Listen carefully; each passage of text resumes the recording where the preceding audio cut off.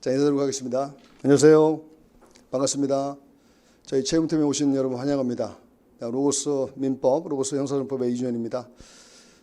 그제 무더운 날씨에도 불구하고 여러분들 시험 보시느라고 고생 많았습니다. 초유의 사태였습니다. 우리가 무더운 날씨에 시험 보는 첫 경험이었습니다. 여러분들 면면이 다 진지한 모습, 간절한 어떤 모습이 보여지는 것 같아서 보기 좋았습니다. 시험 현장에 저희들이 가서 여러분들을 보았는데 여러분들의 처음에는 긴장된 모습, 그다음에 점심 때는 좀 어두운 모습, 그러다가 나올 때는 밝은 모습으로 나오시더라고요. 그래서 여러분들이 잘 봤구나 이런 생각이 듭니다. 우리 1년 한 마음으로 하나의 목표를 향해서 최선을 다해 왔습니다. 그래서 우리는 분명히 좋은 결과가 있을 겁니다. 총평을 간단하게 말씀드리자면 첫 번째 봤던 헌법, 이례적으로 좀 어려웠던 해였습니다. 그래서 헌법 선생님도 말씀하셨습니다만 생소한 지문, 익숙치 않은 지문들이 좀 나왔다 그래서 헌법은 좀 난이도가 있었고요. 헌법을 가볍게 스킵하고 넘어갔다면 아마 다른 과목의 고득점이 어렵지 않게 되었을 겁니다. 그런데 헌법에서 말리는 바람에 1교시에 애를 먹었던 분들이 꽤 되는 것 같습니다. 자, 그렇지만 우리 헌법 선생님이 가르쳐 주셨던 그 내용을 크게 벗어나지 않아서 우리 학생들은 뭐 고득점을 했을 거라 생각이 듭니다. 자, 그다음에 국어. 이례적으로 문법이 많이 나왔습니다. 좀 더 국어 선생님께서 또 총평을 해 주시겠습니다만 우리가 문학 중심으로 나왔다가 몇 해 전부터 문법이 좀 나오기 시작했다가 올해 10문제나 문법이 나왔습니다. 그래서 우리 법원직의 출제 경량을 약간 벗어났다라고 평을 할 수 있습니다.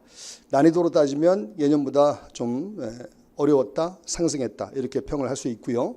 그다음에 영어, 무척이나 어렵죠. 우리 법원직 학생들한테는 특히나 영어가 어렵게 다가서고 있습니다만 올해도 못지않게 영어가 어려웠습니다. 그래서 영어에 고득점을 하기가 쉽지 않았던 그런 해였습니다. 우리 이하람 선생님께서 정성을 쏟아부어 우리 학생들은 80점 정도 이렇게 받았던 것 같습니다. 대부분이라고 하면 좀 가슴에 털컹털컹 내려앉는 분들이 계셔가지고요. 잘했던 분들은 그렇게 받았던 것 같습니다. 그다음에 국사, 이게 우리 정우교 있죠. 대한민국의 4대 종교 중에 하나인 정우교 선생님께서 새로운 패러다임을 제시했고요. 암기하지 않는 한국사. 자, 그게 이번에 주요했습니다. 지난번에 검찰직 시험에서도 주요를 했는데요. 이번에도 역시나 주요를 했습니다. 우리 학생들이 국사는 뭐 1개 틀렸다 또는 2개 틀렸다 이런 목소리들이 많은 것 같아요. 만점 받은 분들도 많고요. 그만큼 국사는 크게 범주를 벗어나지 않았다 이렇게 평할 수 있고요. 1교시를 다시 한번 총평하자면 1교시가 조금은 어려웠다. 예년에 비해서 좀 어려웠다. 그래서 1교시에 좀 마음을 가다듬은 분들은 2교시에 약진해서 아마 지금 좋은 결과가 있었을 것이고 아마 1교시에서 반대로 낚인 분들, 낚였다는 것은 거기에 난이도에 휩싸여서 뭔가 이렇게 어두운 마음으로 2교시를 접했던 분들은 아마 결과가 그게 썩 좋지는 않았을 거라 생각됩니다. 그래서 1교시에 제가 누차 말씀드렸다시피 좀 어렵게 나오면 자꾸 패스하는 연습, 가볍게 스킵하는 연습을 많이 하셔야 됩니다. 자, 이제 2교시로 넘어가면 2교시에 전반적으로 4과목 모두 평이했다라고 볼 수 있습니다. 민법 평이했던 이러한 해였습니다. 100개, 총 100개 지문이 나오는데 100개 지문 중에서 3개 정도를 제외하고는 다 우리가 다루었던 또 익숙했던 지문입니다. 최신 판례가 또 그닥 많이 나오지 않았고요. 그래서 지난 해보다는 좀 더 쉬웠다 아니면 비슷했다 이렇게 평을 할 수 있고요. 그 다음에 민수법 이례적으로 쉬웠던 이런 시험이었습니다. 가장 아마 역대급으로 가장 쉬웠던 이런 시험이었지 않나라는 생각이 듭니다. 그래서 우리 학생들은 거의 96, 92점을 받았더라고요. 그래서 민수법은 상당히 평이했다. 그 다음에 형법이 조금 난이도가 있는 지문이 있었는데 형법도 예년보다 약간 어렵거나 비슷하다 이렇게 평을 할 수 있고요. 형수법은 대단히 쉬웠고요. 형수법은 좀 제가 바로 해설 강의를 해드리겠습니다만 형수법은 크게 이 범주를 벗어나지 않아서 여러분들이 다 다루었던 내용들이었습니다. 그래서 형수법도 아마 고득점하는데 크게 어려움이 없었을 것이라 생각이 듭니다. 제가 전반적으로 작년하고 1교시는 어려웠고요. 2교시는 조금 쉬웠다라고 했을 때 작년하고 난이도가 좀 전 과목 다 합치면 비슷하지 않았나라는 생각이 듭니다. 자, 커트라인은 제가 함부로 예상하지 않겠습니다. 왜냐하면 여러분들이 또 간절한 소망으로 기다리는데 제가 거기다가 감히 어떻게 말씀을 드릴 수 있겠습니까? 자, 우리는 진인사를 했습니다. 이제 대천명만 하면 됩니다. 간절한 소망으로 기도하는 마음으로 여러분들 잘 기다리시고, 자, 여러분들 좋은 결과 있으시길 진심으로 소망해 봅니다. 여러분들 면접반에서 꼭 뵐 수 있도록 그렇게 했으면 좋겠습니다. 면접반 우리 개강은 7월 15일 11시에 이대합 빌딩에서 개강을 하게 됩니다. 여러분들 거기서 꼭 뵀으면 좋겠습니다. 여러분들 화이팅! 자, 그러면 형소법의 해설 강의를 시작하도록 하겠습니다. 제 얼굴이죠? 네. 그다음에 제 기본서죠. 기본서가 이제 개정 14판이고요. 이게 개정 15판이 이제 내일 모레 나올 겁니다. 그래서 제 양력과 제 책이고요. 그다음에 이제 우리 이번에 시험 봤던 6월 25일 시험 봤던 법원직의 저 총평을 먼저 한번 해보겠습니다. 자, 무척 평이했다라는 거 아까 말씀을 드렸고요. 그래서 거의 다루었던 지문들이 거의 대부분이었습니다. 그 다음에 단원별로 보면 제2편에 소송의 주체편에서 2문제 나와 있고요. 그 다음에 소송행위의 1문제, 그 다음에 수사와 공소 파트에 총 합쳐서 8문제가 나왔죠. 그 다음에 공판, 증거, 재판, 요걸 이제 제4편 공판 절차라 부르게 되고요. 저게 총 7문제가 나왔습니다. 이례적으로 상소 파트에 문제가 많이 나왔죠. 상소 파트에 4문제나 나왔고요. 그다음에 특별 절차 이런 것들은 출제가 되지 않았고요. 그다음에 종합 문제 2문제가 나왔습니다. 그다음에 이 조문을 묻는 지문 총 100개 지문 중에서 조문을 묻는 지문이 32개가 있었고요. 그다음에 판례를 묻는 지문이 68개가 있었습니다. 아무래도 판례의 비중이 좀 더 크다. 형사법은 판례 비중이 좀 크다라는 걸 다시 한번 우리가 인식했던 그런 시험이었던 것 같습니다. 자, 요거를 우리가 좀 더 표식으로 다시 한번 바라보겠습니다. 최근 4년간 우리 출제의 패턴이 어떻게 이루어졌는가, 요걸 한번 제가 통계적으로 분석을 해보았습니다. 자, 보시는 바와 같이 이제 단원별로 제2편 소송의 주체와 소송 행위 파트, 그다음에 제3편의 수사와 공소, 제4편의 공판 절차, 증거 재판, 그다음에 제5편의 상소 재심, 형 집행, 그다음에 특별 절차 이렇게 구성이 되어 있습니다. 자, 여기서 이 제1편의 서론 파트는 뭐 최근에 단 한 문제도 나오지 않았습니다. 그래서 서론 파트는 이제 가볍게 스킵하면서 넘어가면 되는 거고요. 자, 소송의 주체에 2019년도에 6문제나 나왔죠. 굉장히 많이 나왔고요. 자, 올해는 3문제 나왔습니다. 그다음에 수사와 공소 파트, 자, 2020년도에 4문제, 그다음에 2021년도에 5문제 나왔다가 올해 8문제로 늘어났죠. 그 4년 전에는 9문제였다가요. 그래서 이렇게 들쑥날쑥합니다.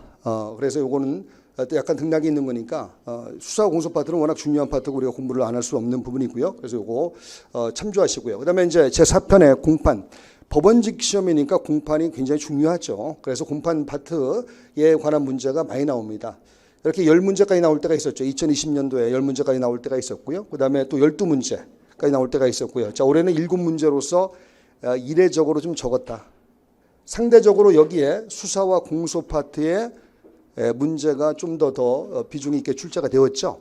그래서 여기에 뭐 몇 문제를 빌려주는 바람에 여기 좀 줄어들었습니다. 아마 내년에는 다시 늘어나지 않을까라는 생각이 듭니다. 그다음에 이 증거 파트가 워낙 또 형사법의 백미 부분이 있고요. 그래서 중요한 부분이 있고요.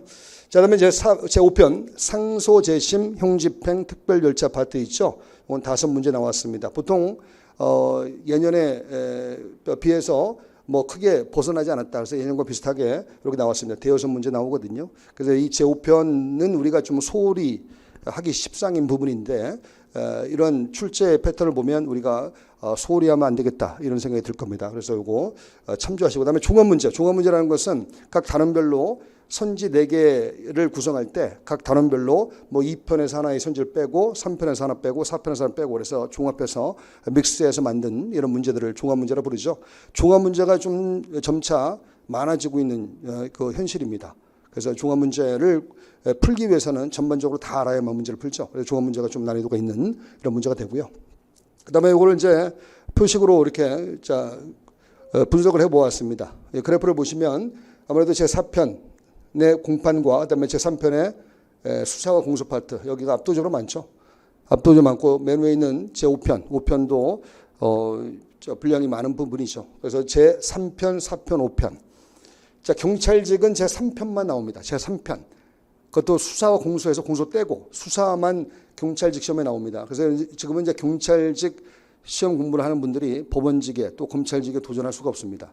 왜냐하면 그거 가지고는 뭐 택도 없고요. 그래서 우리가 보시는 바와 같이 제5편도, 제4편도, 제3편도 중시해서 공부를 해야 된다라는 생각이 들 겁니다. 자, 이게 벌써 3편, 4편, 5편이 가장 많죠. 그죠? 예, 그래프로 보면 확연히 드러날 것이고. 자, 그다음에 이제 형식별, 내용별로 분석을 좀 해보면 2019년부터 최근 4년간의 출제 경향을 한번 보겠습니다. 자, 판례를 묻는 지문이 그래도 많이 나오고 있는 편이죠. 자, 보통 8대2, 2019년도와 같은 8대2, 8대2의 비중 또는 7대3의 비중이 보통 이었습니다. 근데 최근에 자, 2021년도 보면 56대 44 지문 숫자로 비교한 겁니다. 이와 같이 조문과 규칙을 묻는 문제가 약진을 하고 있습니다. 조문에 대해서 완벽한 정확한 해석 없이는 고득점을 할 수가 없습니다. 또 조문에 대한 어떤 이 쟁점에 대한 판단이 판례이기 때문에 이 조문에 대한 쟁점에 대한 판단 판례 이렇게 조문과 판례가 연동이 돼야 됩니다. 연결이 돼야 됩니다. 그래서 이 판례와 조문을 연동해서 공부를 해야 되고 그다음에 조문에 대해서 여러분들이 등한시하면 안 된다. 너무 판례 위주로 공부한다든가 판례를 단순 암기한다든가 이래서는 고득점할 수가 없습니다. 그래서 이 조문과 규칙이 굉장히 많이 나온다. 이 5과목 그 법과목 중에서 가장 조문이 많이 나오는 이 법과목이 바로 형사소송법입니다. 형사소송법은 법조문을 마지막에 많이 여러분들이 익숙하게 해 두셔야만 고득점이 가능할 겁니다. 자, 올해도 100개 선지 중에서 조문과 규칙을 묻는 지문이 32개, 그 다음에 판례를 묻는 지문이 68개였습니다. 자, 여기 보시면 조문과 규칙이 일정 부분 차지하고 있죠. 그래서 이거 잘 공부를 했으면 좋겠다라는 말씀을 다시 한번 드리고요. 그다음 박스 형식의 문제가 이례적으로 단 한 문제도 안 나왔습니다. 원래 박스 형식의 문제가 한두 문제 나오는데 이례적으로 안 나왔고요. 그다음에 사례 형식의 문제가 제가 제로라고 했습니다만 사례 형식의 문제는 나오지 않았지만 선지에 사례 형식의 지문이 한두 개 정도 이렇게 등장되어졌습니다. 자, 그런 것들은 이제 기초 개념을 통해서 풀어가면 되는 것이고요. 그다음에 이제 옳은 것 고르기, 옳지 않은 것 고르기보다는 옳은 것 고르기가 조금 더 어렵죠. 이제 옳은 것 고르기가 두 문제. 상대적으로 쉬웠다는 얘기죠. 옳은 것 고르기가 어려운데 옳은 것 고르기가 딱 두 문제 나왔으니까 많게는 5문제까지 나왔을 때도 있었는데요. 자, 이렇게 보시고 그다음에 조문과 판례의 비중을 한번 그래프식으로 보겠습니다. 자, 여기서 저 위에 있는 게 조문을 묻는 지문이고요. 그다음 밑에 있는 부분이 판례를 묻는 지문인데 판례를 묻는 지문이 역시나 많죠. 자, 그러나 조문과 규칙을 묻는 지문도 굉장히 많은 편이다. 이렇게 보시고 조문 규칙을 제대로 공부를 하셔야 됩니다. 조문을 공부하다가 조문의 가장 핵심적인 내용을 딱 뽑아서 판례하고 연결시켜서 공부를 하시면 아마 살아있는 또 생동감 있는 공부가 되고 그걸 통해서 고득점을 하게 될 겁니다. 그래서 어떻게 공부를 해야 되는가 이건 좀 더 오후에 설명할 때 다시 한번 말씀을 드리기로 하고요. 자, 지금 출제의 경향이 이렇다. 자, 그러면 그제 봤던 우리 법원직 시험 문제를 하나하나 분석을 좀 해보겠습니다. 자, 1번 문제는 다음 설명 중 가장 옳지 않은 것은 보통 문제에 어느 파트라고 주어지는 게 보통이죠. 예컨대 뭐 증인신문에 관한 문제 또는 공소장 변경에 관한 문제 또는 임의수사에 관한 문제 뭐 체포에 관한 뭐 다음 체포에 관한 설명 중 가장 옳지 않은 것은 이렇게 묻는 게 보통인데 그런 어떤 주제를 이제 주지 않고 그냥 다음 설명 중 그러면 수험생의 마음이 조금 더 이 경직되죠. 어떤 문제일까 두근두근 되기도 하고요. 그래서 좀 더 난이도를 높이려는 의도가 있지 않나라는 생각을 해봅니다. 자, 2번으로 넘어갔네요. 1번 지문 어디 있죠? 1번 지문. 자, 다음 설명 가장 옳지 않은 것은 보시면 지문이 길죠. 자, 지문이 긴 것은 반드시 키워드를 잡아야 된다. 키워드를 잡으면서 키워드를 찾아가는 이런 식으로 문제를 풀어가야 된다는 거 다시 한번 확인하는 문제였습니다.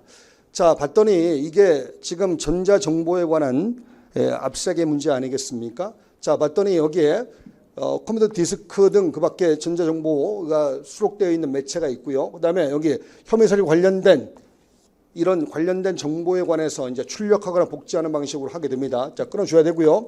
이때 참여기를 보장한다. 요게 키워드죠. 참여기를 보장한다는 거. 그래서 참여기를 보장해서 참여권을 보장해야 된다는 거 아시는 내용이 되고요. 그 다음에 여기서 이제 가장 키워드는 우리가 머릿속에 이미지 파일 판례가 아마 머릿속에 살아있을 겁니다. 그래서 여기 딱 보시면 생성한 파일을 제출받아 압수했다. 이게 가장 키워드죠. 앞에 있는 내용들 읽을 때는 그냥 쭉쭉 읽어 나가는 겁니다. 펜을 대고 쭉쭉 읽어 나간 다음에 가장 키워드 되는 거 딱 동합시키고 문제를 풀어가는 겁니다. 딱 봤더니 이겁니다. 생성한 파일을 제출받아 압수했다. 이미지 파일. 자, 이미지라는 표현이 없지만 그 이미지 파일 판례입니다. 이미 제출받아 압수했다면 압수가 끝났죠. 압수가 끝난 마당에 무슨 참여권 보장입니까? 따라서 일단은 참여권을 보장할 필요가 있다 없다? 자, 중략하고 보장해야 되는 것은 아니다. 그래서 맞는 지문이 됩니다. 이렇게 문제를 풀어가는 거 잊지 마시고요. 자, 다음에 2번 지문 갑니다. 이미 제출된 전정보. 자, 요거 자, 여러분들 아까 그 1번 지문은 여기 출처를 밝혀놨죠. 파이널 1세션에 이론 요약 정리에 142면 보면 이 판례가 나와 있습니다. 그래서 그 출처를 한번 보시고요. 이 파일은 저희들 홈페이지에 올라가 있기 때문에 그걸 참조하시면 됩니다. 그 다음에 요거, 자, 요게 최신 판례였습니다. 최종 1일 특강할 때 최신 판례 OX를 만들어 드렸는데요. 거기에 OX에 25번에서 나왔던 겁니다. 제가 이 전자정보에 관해서 이 최근 판례에서 이미 제출된 전자정보 케이스가 나오기 시작했다라고 말씀드렸고요. 이미 제출된 전자정보도 예전에 압색 영장을 통한 이 전자정보 케이스하고 똑같다라고 말씀을 드렸습니다. 그래서 이미 제출 저거 나올 수 있다. 그래서 제가 오늘의 키워드, 투데이 키워드 하면서 이미 제출 이렇게 강조했던 아마 그 생각이 날 겁니다. 이런 최신 판례에 민감한 과목이 바로 형사법 과목인데요. 자, 이거 보시겠습니다. 이미 제출이기 때문에 영장 없이 압수할 수 있는 것이고요. 이미 제출물의 압수 영장 없이 할 수 있다. 218조.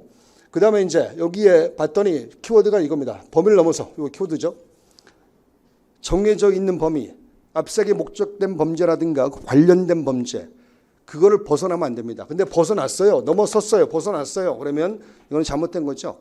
아무리 이미 제출물의 압수를 영장 없이 할 수 있다 하더라도 범위를 벗어났다면 이건 분명히 잘못된 겁니다. 따라서 잘못됐어. 자, 여기 딱 끊고요. 아무리 사후에 요거 제가 뒤에 조심하라고 했죠. 사후에 영장이 발부되었다. 뭐 사후에 증거람에 동의했다 하더라도 이거 그냥 버리는 겁니다. 슈레기처럼 버리는 겁니다. 이걸 우리가 뭐라 부르죠? 위수증이라 부르고 위수증은 증거 동의 대상이 됩니까? 안 됩니까? 안 됩니다. 버리는 겁니다. 따라서 이거는 위법성이 치유되는 것도 아니다. 맞는 지문이 됩니다. 그래서 이거 제가 뒤에 사후에 그 부분을 강조를 드렸죠. 그걸 다시 한번 확인해 주시고요. 자, 그다음에 이제 3번 지문 갈까요? 자, 요거 잘 봐야 됩니다. 압색의 영장의 범죄 및 사실과 관련된 범죄. 자, 이 관련된 범죄, 관계 있는 범죄. 이거를 풀어가는 이유는 압색의 목적이 된 범죄라든가 또는 관련된 범죄. 요런 범죄에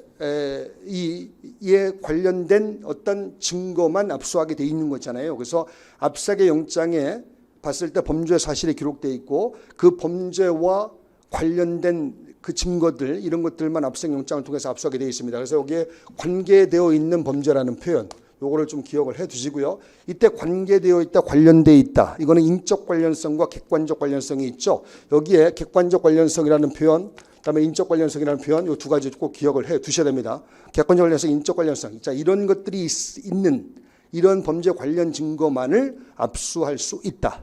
만약에 인적 관련성, 객관적 관련성을 벗어난 이러한 그 증거를 만약에 수집했다면 이건 위수증이 됩니다.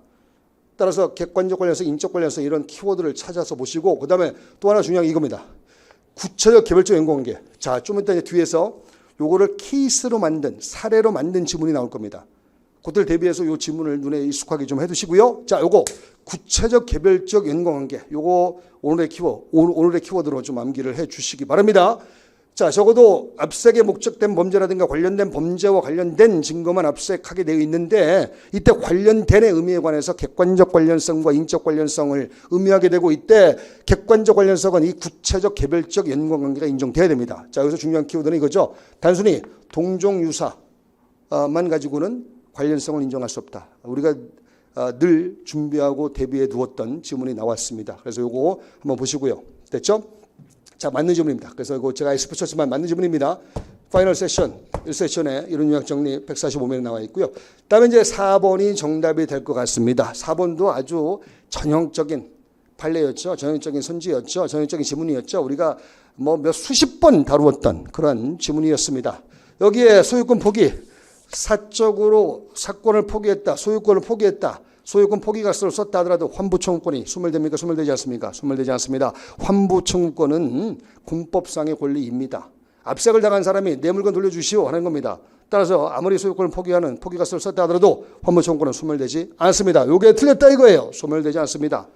자, 파이널 1세션에 152면에 나와 있습니다. 확인해 주시고요. 출처를 밝혀놓은 것은 제가 강의한 그 범주를 벗어나지 않았음을 알려드리는 겁니다.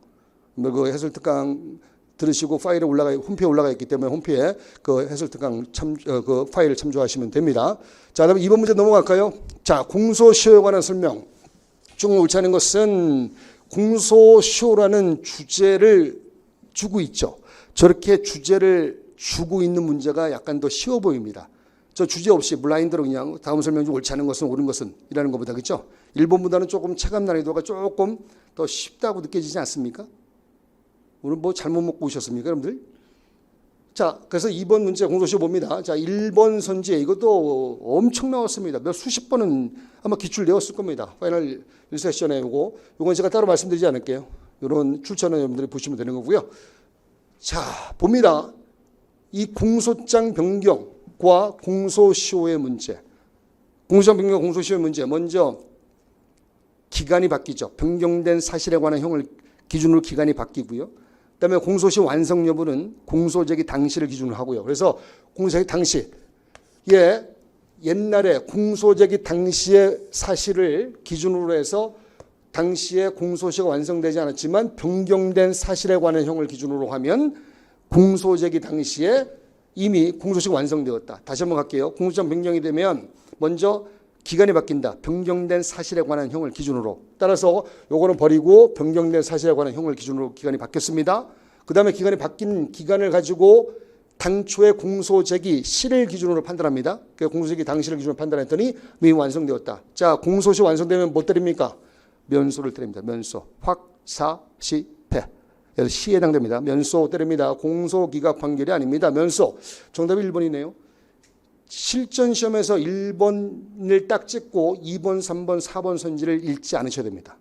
2번, 3번, 4번 선지를 읽는 순간은 시간을 그만큼 허비했고요. 그래서 아마 고득점을 하기가 쉽지 않을 겁니다. 그래서 이런 것들 과감하게 넘어가야 됩니다. 자, 지금은 해설이니까 넘어가지 않겠습니다. 그 다음에 요거 2번 선지면 2번 선지, 요거는 조문이죠. 249조와 250조. 두 개 조문이죠. 선택형이나 병과형일 때는 무거운 형. 그 다음에 형법에 의해서 형을 가중 감경할 때는 기본형을 기준으로 한다고 했죠. 가중 감경되지 아니한 형. 상대적으로 특별법에 의할 때는 가중 감경된 형을 기준으로 하게 되는 거고요. 자, 그래서 1번, 2번 선지는 어렵지 않았고요. 그 다음에 3번 선지 들어갈까요? 3번 선지, 아이고, 이것도 국외 도피 사범 얼마나 많이 나왔습니까? 이것도 공소시효 정지에 국제공보 송대파에서 국외 도피 가장 많이 나왔죠. 여기에 키워드 형사처분을 면할 목적으로 국외에 도망갔다. 이때 형사처분을 면할 목적은 여러 체류 목적 중 포함되어 있으면 족하다. 오롯이 또는 오로지 형사처분을 면할 목적으로 국외에 도피한 것만 해당되는 게 아니고요. 여러 목적 중 포함되어 있으면 되겠다. 그래서 여기에 여러 목적 중, 자, 족하다. 이렇게 보시면 됩니다. 그 다음에 4번 갈까요? 사람을 살해한 범죄. 이것도 뭐 최근에 신설된 조항이죠. 253조의 이 조문 그대로입니다. 태완이 사건 기억나죠? 태완이 사건 황사 테러를 받고 49일 만에 숨져간 그 태완이의 원혼을 달래고자 이런 입법이 진행된 겁니다. 그래서 사람을 살해한 범죄로서 사형에 해당하는 범죄는 요거는 이제 공소시효가 있다 없다 없다. 공소시효 적용이 없습니다. 공소시효 배제 100년이 가고 200년이 가도 끝까지 추적해서 범인을 잡아내겠다는 자 여지가 남아 있는 거죠. 적용하지 아니한다. 오케이. 그래서 이번 문제는 뭐 난이도가 그렇게 어렵지 않았습니다. 아주 쉬웠던 문제이고요. 그다음에 이제 3번 문제 들어갈까요? 아, 또 주제가 없네요. 주제가 없는 문제가 나왔네요. 난이도가 약간 소폭 상승이 됩니다.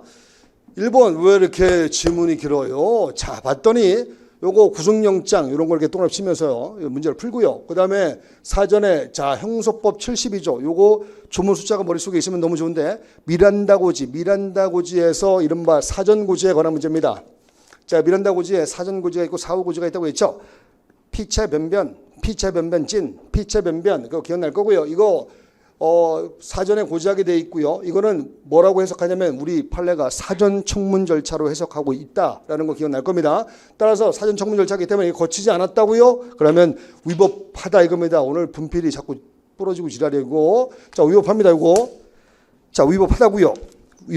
위법한데 다만 요거 하자가 치유될 수 있다. 피체 변변찐 이런 것들을 고지하지 않았다. 위법하죠. 고지하게 돼 있는데 고지하지 않았기 때문에. 그러나 하자가 치유될 수 있다 이거예요. 그래서 여기 봤더니 하자 치유될 수 있는 그 키워드 이미 변호인을 선정하여 변명과 증거 제출을 다하고 그 변호 아래 판결을 선고받은 경우까지 가로 딱 쳐놓으시면 되고요. 자, 이렇게 되었다면 이거는 하자가 치유될 수 있다. 그래서 언제나 치유되었다 볼 수 없다. 치유되었다 이겁니다. 그래서 하자가 치유될 수 있다. 이렇게 보시면 됩니다. 그래서 일본 선지도 우리가 뭐 늘 했던 거고요. 출처 확인하시고 늘 강조를 했던 부분이고요.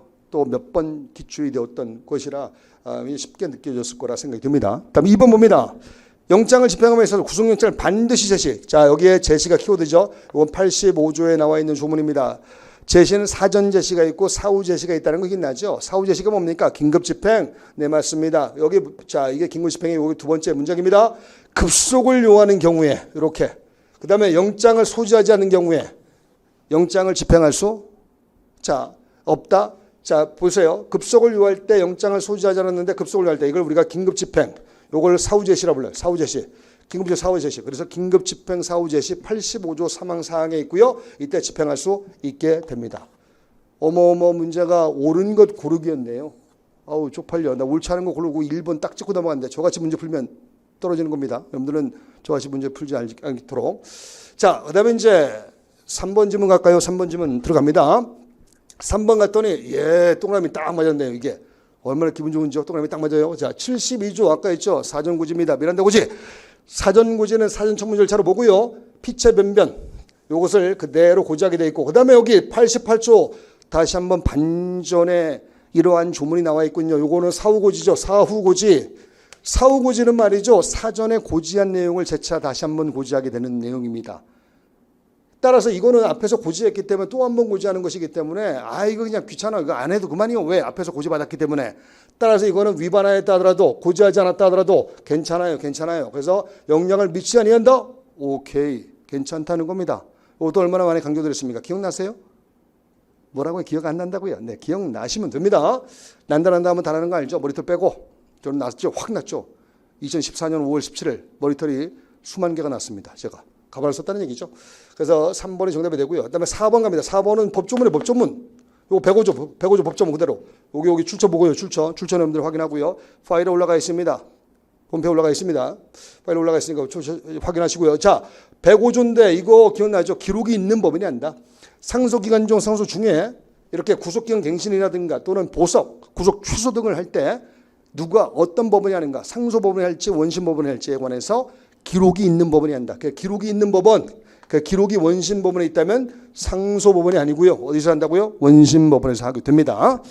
자, 지금 빠르게 진행하는 이유는 오늘 일정이 이렇게 차곡차곡 쌓여져 있기 때문에 제가 처음부터 지연하면 안 됩니다. 그래서 좀 빨리 진행할 테니까 귀를 쫑긋, 눈을 크게 이렇게 뜨고 잘 보시면 됩니다. 뭐라고 졸린다고요? 네, 그러면 4번 문제로 들어갑니다. 4번 문제도 주제가 없군요. 이렇게 주제가 없는 문제가 조금 난이도가 상승되는 듯합니다. 주제가 없는 문제, 이런 문제가 이제 요즘 트렌드 같아요. 그래서 여러분들이 그걸 감안하시고 많이 연습을 하시면 됩니다. Practice makes perfect. 연습만이 완벽을 만듭니다. 우리는 완벽한 그 연습을 할 겁니다. 자, 여기 보면 요거 1일 특강에 나왔습니다. 1일 특강에 나왔다는 건 최신 판례라는 거죠. 자, 1일 특강 4번 OX 그대로입니다. 4번 OX 그대로 나왔습니다. 자, 어렵지 않았던 거죠. 형소법 제57조에 보면 공무원이 작성한 서류에는 서류에 간인을 찍고 그 다음에 기명날인 또는 서명을 하게 되어 있습니다. 이 간인과 관련된 판례, 요거 기억나시죠? 자, 간인은 서류의 연속성, 여러 장의 종이의 연속성을 인정하기 위해서 하는 장치가 바로 간인입니다. 근데 간인을 하도록 되어 있는데 간인이 없었습니다. 그러니까 뭔가 잘못이 있죠. 다만 연속된 것으로서 일체성이 인정된다. 이 키워드입니다. 어차피 연속성 있게 일체성을 인정받기 위해서 간인을 하는 건데 간인이 없다 하더라도 연속된 것으로 일체성을 인정할 수 있다라고 되어 있지 않겠습니까? 그렇다면 이거는 제대로 된 이러한 서류라 볼 수 있는 거죠. 간인이 없지만 간인의 역할을 다 하고 있기 때문에 따라서 이거는 무효인때 해당되지 않습니다. 효력이 없는 서류 아닙니다. 효력이 있다. 정답이 1번이 됩니다. 딱 찍고 넘어가는 겁니다. 이야, 대단한데 일을 특강해서 이걸 찍어버리다니. 네, 뭐 누구나 찍을 겁니다. 자, 이렇게 보시면 되고요. 그 다음에 이제 2번 선지는 우리가 누차 봤던 거죠. 퇴직이 많이 봤던 겁니다. 여기서 김영란이도 서명 누락돼 있다. 요거 57조에 따르면 김영란이도 서명돼 있는데 김영란인 서명을 누락했다고요? 무슨 개슈렉이 서류입니까? 자, 그렇지만 뒤에 이거 하자가 치유될 수 있는 여지를 줍니다. 서류를 열심히 땀 뻘뻘 흘리면서 만들었는데요. 도장만 안 찍어서 도장만 안 찍었다. 그럼 도장 찍어주면 되잖아요. 뒤에서 추안. 그럼 추안? 그래, 추안입니다. 그래서 추안을 해서 보완할 수 있다. 그래서 유효하게 될 수 있다. 자, 맞는 선지점 정답은 1번 나왔고요. 그 다음에 2번. 이야, 이것도 딱 좋습니다. 동그라미 딱 맞았습니다. 저장 매체를 이용해서 공소를 제기했다. 여러분들 기억나죠?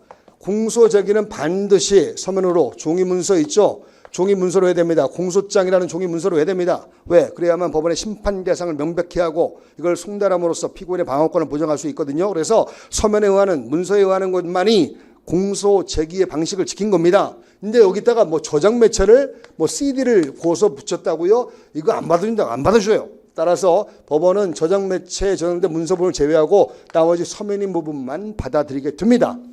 됐죠? 이렇게 봐주시면 됩니다. 그러면 자, 만일 그 기재 내용만으로 특정되지 않았다면, 공소사실을 특정하게 되는데 특정되지 않았다면 이거 검사가 나빠요. 검사가 잘못한 거죠. 일단 검사에게 한번 성명을 구해서 검사에게 한번 기회를 줍니다. 그럼에도 불구하고 검사가 특정하지 않으면 불특정을 이유로 공기판을 때려갑니다. 그래서 공소 기각할 수밖에 없다. 맞는 순지가 되죠. 327조 2호. 327조 2호가 뭡니까? 공소 제기 절차가 법률 규정에 위반되어 무효인데, 그래서 공소 제기가 잘못되었소. 그래서 당신의 공소 제기를 받아들이지 않겠소. 그래서 공소 기각 판결을 하게 됩니다. 그래서 4번에 3번 지문은 이렇게 보시면 되고요. 4번 선지로 갈까요? 야, 요것도 어쩌다 딱 동그라미에 맞았네요. 공소장 1번조 위배된 공소제기. 이것도 분명히 잘못된 거죠. 공소제기 절차가 법률 규정에 위반되어 무효인 때 해당됩니다. 왜? 공소장 1번주의를 지켜라 했는데 지키지 못했기 때문에 이거 분명히 공기판을 선고합니다. 원칙입니다. 딱 잘라놓으시고요. 327조 2호. 자, 다만 이것도 하자가 치유될 수 있다 없다? 있다. 하자가 치유될 때 키워드 2개 잡았죠. 첫째 뭡니까? 법원 여기 피고인 측으로부터 아무런 이의가 제기되지 않았다. 1번 있죠. 피고인이 아무런 문제를 삼지 않았습니다. 괜찮소이다. 나이조부데스라고 했습니다. 그렇고 두 번째 여기 법관의 심정성이 마무리되었다. 법관이 그거 그냥 아랑곳하지 않고 심정성을 마무리했습니다. 그러면 굳이 그걸 파헤칠 필요가 뭐가 있습니까? 굳이 들쑤셔 낼 필요가 뭐가 있냐고요. 두 가지가 딱 인정되면 효력을 다툴 수 있다 없다? 없다. 하자가 치유됨. 하자 치유됨. 여러분들 마음은 치유됐나요? 제 마음은 다 치유됐는데 여러분들이 있음으로써 얼마나 행복한지요. 저희 체험팀이 여러분들한테 행복으로 다가서나요? 그랬으면 좋겠습니다. 뭐라고요? 들려? 뭐라고요? 불행이라고? 뭐라고? 원해패라고? 들려? 나도 영어 좀 할 수 있어요. 자, 그다음에 이제 5번 문제 갑니다. 이러다가 시간 못 맞추겠네요. 자, 5번 문제 갑니다. 증거 능력에 관한 문제. 증거 파트에 관한 문제죠. 아까 총평할 때 증거 파트에 관한 문제가 몇 문제 출제되는 거 봤었죠. 자, 그런 것들 참조하시고 요것도 이론 요약 정리. 요거 한번 찾아보고 싶지 않아요? 진짜 맞는가? 찾아보고 싶지 않아요? 찾아보세요. 팔 올라가 있습니다. 자, 이겁니다. 요거 1번 선지 엄청나게 많이 나왔던 선지죠. 자, 키워드 간이 공판 절차입니다. 그러면 간이 공판 절차는 언제 진행하죠? 피고인이 공판정에서 자백했을 때 진행합니다. 이때 간이 공판 절차 딱 진행이 되면 기억날 겁니다. 전문 법칙을 완화시킵니다. 그래서 전문 증거에 대해서 증거 동의를 간주합니다. 그래서 증거 동의가 간주되고요. 증거 동의가 간주되기 때문에 전문 증거에 대해서 증거 능력을 다 부여하게 됩니다. 근데 항소심에 가서 또 아무나 기회됩니다. 범행을 부인했다고요? 범행을 부인했다라도 증거 동의의 효력은 계속해서 그대로 유지됩니다. 그래서 증거 능력은 계속해서 그대로 유지된다. 뒤에 상소심에 가서 부인했다더라도 증거 능력은 계속 유지됩니다. 한번 증거 동의 간주되어서 증거 능력이 부여된 이상은 항소심에 가서 계속해서 증거 동의의 효력 때문에 증거 능력이 유지된다. 요거 우리가 얼마나 많이 풀었습니까? 기억나시죠? 난다 하면 다 나는 겁니다. 자, 그다음에 2번 선지를 바꿔요. 이것도 우리가 늘 익숙하게 봤던 겁니다. 강제 연행, 불법 체포, 나빠요. 자, 나빠요. 이런 거 위법하죠. 자, 그러면 위수증입니다. 위수증. 자, 위수증이 됩니다. 위수증을 머릿속에 딱 띄우시고, 자, 위법 수사로 얻은 진술 증거, 이게 뭔가 보여주지 암시하고 있죠. 위수증. 자, 위수증은 제3자는 피고인에 대하여 증거로 삼을 수 없다. 이거 우리가 했던 판례 뭐냐면, 피고인 아닌 자를 상대로 위법하게 수집된 증거를 피고인에 대한 관계에서 증거로 사용할 수 있겠는가? 피고인 아닌 자를 상대로 위법하게 수집된 증거도 어디까지나 위수증입니다. 위수증이라면 피고인에 대한 관계에서 증거로 사용할 수 있다, 없다? 없다. 그래서 증거로 사용할 수 없게 됩니다. 삼을 수 없다, 없다. 이거 없다. 보여요? 없다 보이죠? 네네. 자, 이렇게 보시면 됩니다. 그 다음에 3번 선지 갈까요? 자, 3번 선지가 가장 어렵습니다. The best. 가장 어려웠던, 가장 여러분들 풀기 어려웠던 문제일 겁니다. 이건 만점 방지용입니다. 방지용. 요거 이응을 기호로 바꾸면 누구죠? 만점 박지용. 만점 박지용인데 이게, 자, 요거 만점 방지용은 그냥 가볍게 스킵하는 겁니다. 한 문제 틀려도 96점입니다. 이거를 맞추겠다고 연연하면 80점대, 70점대로 떨어집니다. 그러나 이걸 버리면 96점입니다. 뭐 96점이면 훌륭하게 뭐 합격하고 남죠. 자, 요거는 아까 우리가 저 앞에서 압색을 할 때 어떠한 물건들, 어떠한 서류들에 대해서 압색을 할 것인가, 압색에 목적된 범죄, 또 관련된 범죄, 이 관련된 범죄의 인적 관련성, 그 다음에 객관적 관련성, 특히 객관적 관련성과 관련해서 구체적, 개별적 연관관계, 아까 기억나죠? 제가 오늘의 키워드, 투데이 키워드라고 말씀드렸습니다. 구체적, 개별적 연관관계, 이거를 자 의미하게 되고 단순히 동종, 유사의 범행, 이거 가지고는 객관적 관련성이 있다, 없다? 없다라고 우리가 했던 선지를 봤습니다. 아까요. 그죠? 그래서 여기에 해당되는 문제입니다. 보겠습니다. 자, 갑 10세입니다. 10세. 자, 10세의 갑에 대해서 저지른 간음, 자, 유인, 그 다음에 통신매체 이용 음란. 자, 요 범죄 명칭을 잘 봐두시기 바랍니다. 간음 유인, 간음하기 위한 유인, 그 다음에 통신매체 이용 음란. 자, 이런 것들을 피해자 갑에 대해서 이렇게 범행을 저질렀습니다. 그리고 그의 휴대전화, 핸드폰을 압수를 했습니다. 자, 디지털 포렌식 있죠. 디지털 포렌식으로 이거를 포렌식 했더니 거기에 핸드폰 속에 다른 피해자 병, 을과 병에 대한 범행이 담겨져 있는 사진이 또 거기에 수록되어 있더라고요. 파일에 들어가 있더라고요. 봤더니 똑같아요. 범죄 명칭. 간음 유인, 그 다음에 통신매체 이용 음란. 그렇다면 이 을과 병, 갑에 대한 이 범행의 증거는 압수하게 목적된 범죄였고요. 이제 문제되는 을과 병에 대한 요 부분에 대한 증거물들, 요걸 어떻게 할 것이냐. 요거는 자, 우리 판례에 따르면 여기에 해당된다. 구체적 개별적 연관관계가 있는 것이다. 구체적 개별적 연관관계가 있는 것이기 때문에 자, 단순히 동종, 유사의 여기에 그치지 않고 단순히 동종이나 유사의 범행에 그치지 않고 구체적 개별적 연관관계에 해당된다. 따라서 증거로 사용할 수 있다, 없다? 있다. 그래서 맞는 선지입니다. 이게 좀 어려웠죠. 가장 어려웠던 그런 선지이고요. 자, 이거 구체적 개별적 연관관계, 그걸 알고 있으면 문제를 풀어나갈 수 있을 겁니다. 자, 이런 것들은 만점 방지용이기 때문에 가볍게 스킵하면 됩니다. 뭐 나왔네 하고 웃으면서 넘어가면 됩니다. 그러면 고득점 하는데 지장 없습니다. 자, 그다음에 다음 선지 갈까요? 4번 선지. 4번 선지도 좀 만만치 않은 건데 이것도 우리가 알고 있는 겁니다. 자, 1단계 파이널 1세션의 요약정리 281명 가면 전문 증거와 원본 본래 증거의 차이, 그 판례를 수록해놨고요. 제가 뭐 강의를 많이 해드렸고 여러분들도 다 머릿속에 익숙할 겁니다. 진술 내용, 원진술 내용에 관해서 문제시 삼을 때, 내용의 진실성에 관해서 문제시 삼을 때가 전문 증거이고요. 진술의 존재 자체, 그 진술 자체가 요증사실일 때 또는 진술의 존재 자체가 문제시 될 때는 얘는 더 이상 전문 증거가 아닙니다. 이거는 원본 본래 증거가 있다. 이거 아마 기억날 겁니다. 존재와 내용의 차이. 키워드 잡았었죠. 이해를 했고 우리가 머릿속에 담아두었던 겁니다. 자, 여기 볼게요. 자, 알선 수재가 문제된 겁니다. 알선 수재가 뭡니까? 공무원이 직무와 관련해서 뭔가 알선해주고 뒷돈을 받는 겁니다. 여기 알선 수재 있죠. 보세요. 제3자가 피고인도 공무원입니다. 건축허가 담당 공무원이 외국 연수를 감으로 사례비를 주어야 한다라는 말을 들었다는 취지로 한 진술. 어찌 보면 입을 통해서 누구의 진술을 옮기는 것 같지만 요 담당 공무원이 외국 연수를 감으로 그에게 사례를 줘야 된다. 그러니까 돈을 달라. 이러한 이 진술이 있었기 때문에 이것이 알선수재가 되는 거 아니겠습니까? 마치 협박죄에서 협박편지 기억나시죠? 협박편지를 통한 협박이 있었습니다. 그러면 협박편지의 존재 자체가 그 자체가 결정적인 요증사실, 결정적인 증거가 되므로 그 협박편지는 더 이상 전문 증거가 아니다. 이런 거 기억나죠? 또 휴대전화 문자 정보, 휴대전화 문자를 통해서 반복적으로 글을 보내면서 협박을 했다. 그러면 협박죄 그게 요증사실 존재 자체가 문제되기 때문에 그 전문 증거가 아니다. 마찬가지입니다. 자, 이 피고인이 말이죠. 담당 공무원이 외국 연수를 하니까 사례를 주자. 사례를 주면 뭐 그가 당신한테 뭐 좀 유리하게 이렇게 직무를 해주지 않겠냐라고 꼬시고 있는 겁니다. 이 진술 존재 자체가 알선수재의 요증사실이 되는 것이고 알선수재의 결정적인 증거가 되는 겁니다. 그렇다면 이거는 더 이상 전문 증거가 아닙니다. 무슨 증거입니까?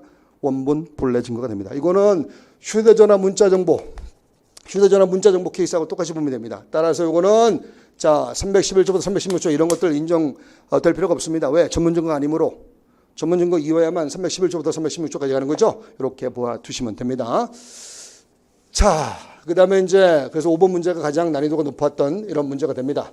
자, 그럼 6번 문제 갈까요? 긴급체포. 요거는 이제 비교적 쉬운 문제였죠. 출처 보시고요. 긴급체포는 영장주의 원칙에 대한 예외인 만큼 200조의 3의 요건을 모두 갖춘 경우에 자, 200조의 3의 요건 뭡니까?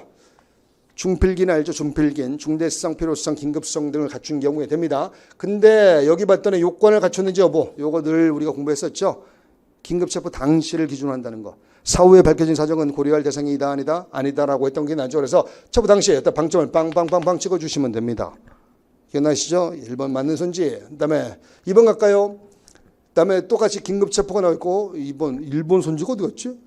네, 1번 선지를 제가 빼먹었습니다. 이렇게 문제 풀면 떨어지는 거 알죠?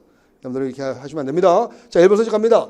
사무장 3년 이상, 이거 긴급체포의 요건이고요. 장 3년, 장기 3년 다시 한번 확인해 두시고, 그 다음에 인도에 우려가 있다. 증거를 인멸할 우려, 그 다음에 도망할 우려가 있다. 인도에 우려가 있을 때, 이럴 때 긴급체포합니다. 이건 200조의 3의 제1항 조문 그대로입니다. 조문을 틀리면 조문 가는 겁니다. 자, 지금 제가 조문단 준비하고 있습니다. 여러분들은 아니고, 여기 계신 분들은 아니고, 조문단 준비한다고 얼마나 바쁜데요. 조문 갈 분들이 너무 많아요. 조문 규칙을 왜 틀리는 겁니까? 조문 규칙을 좀 제발 틀리지 말고 제발 플리즈. 요거 아까 했죠. 그 다음에 3번 선지 갑니다.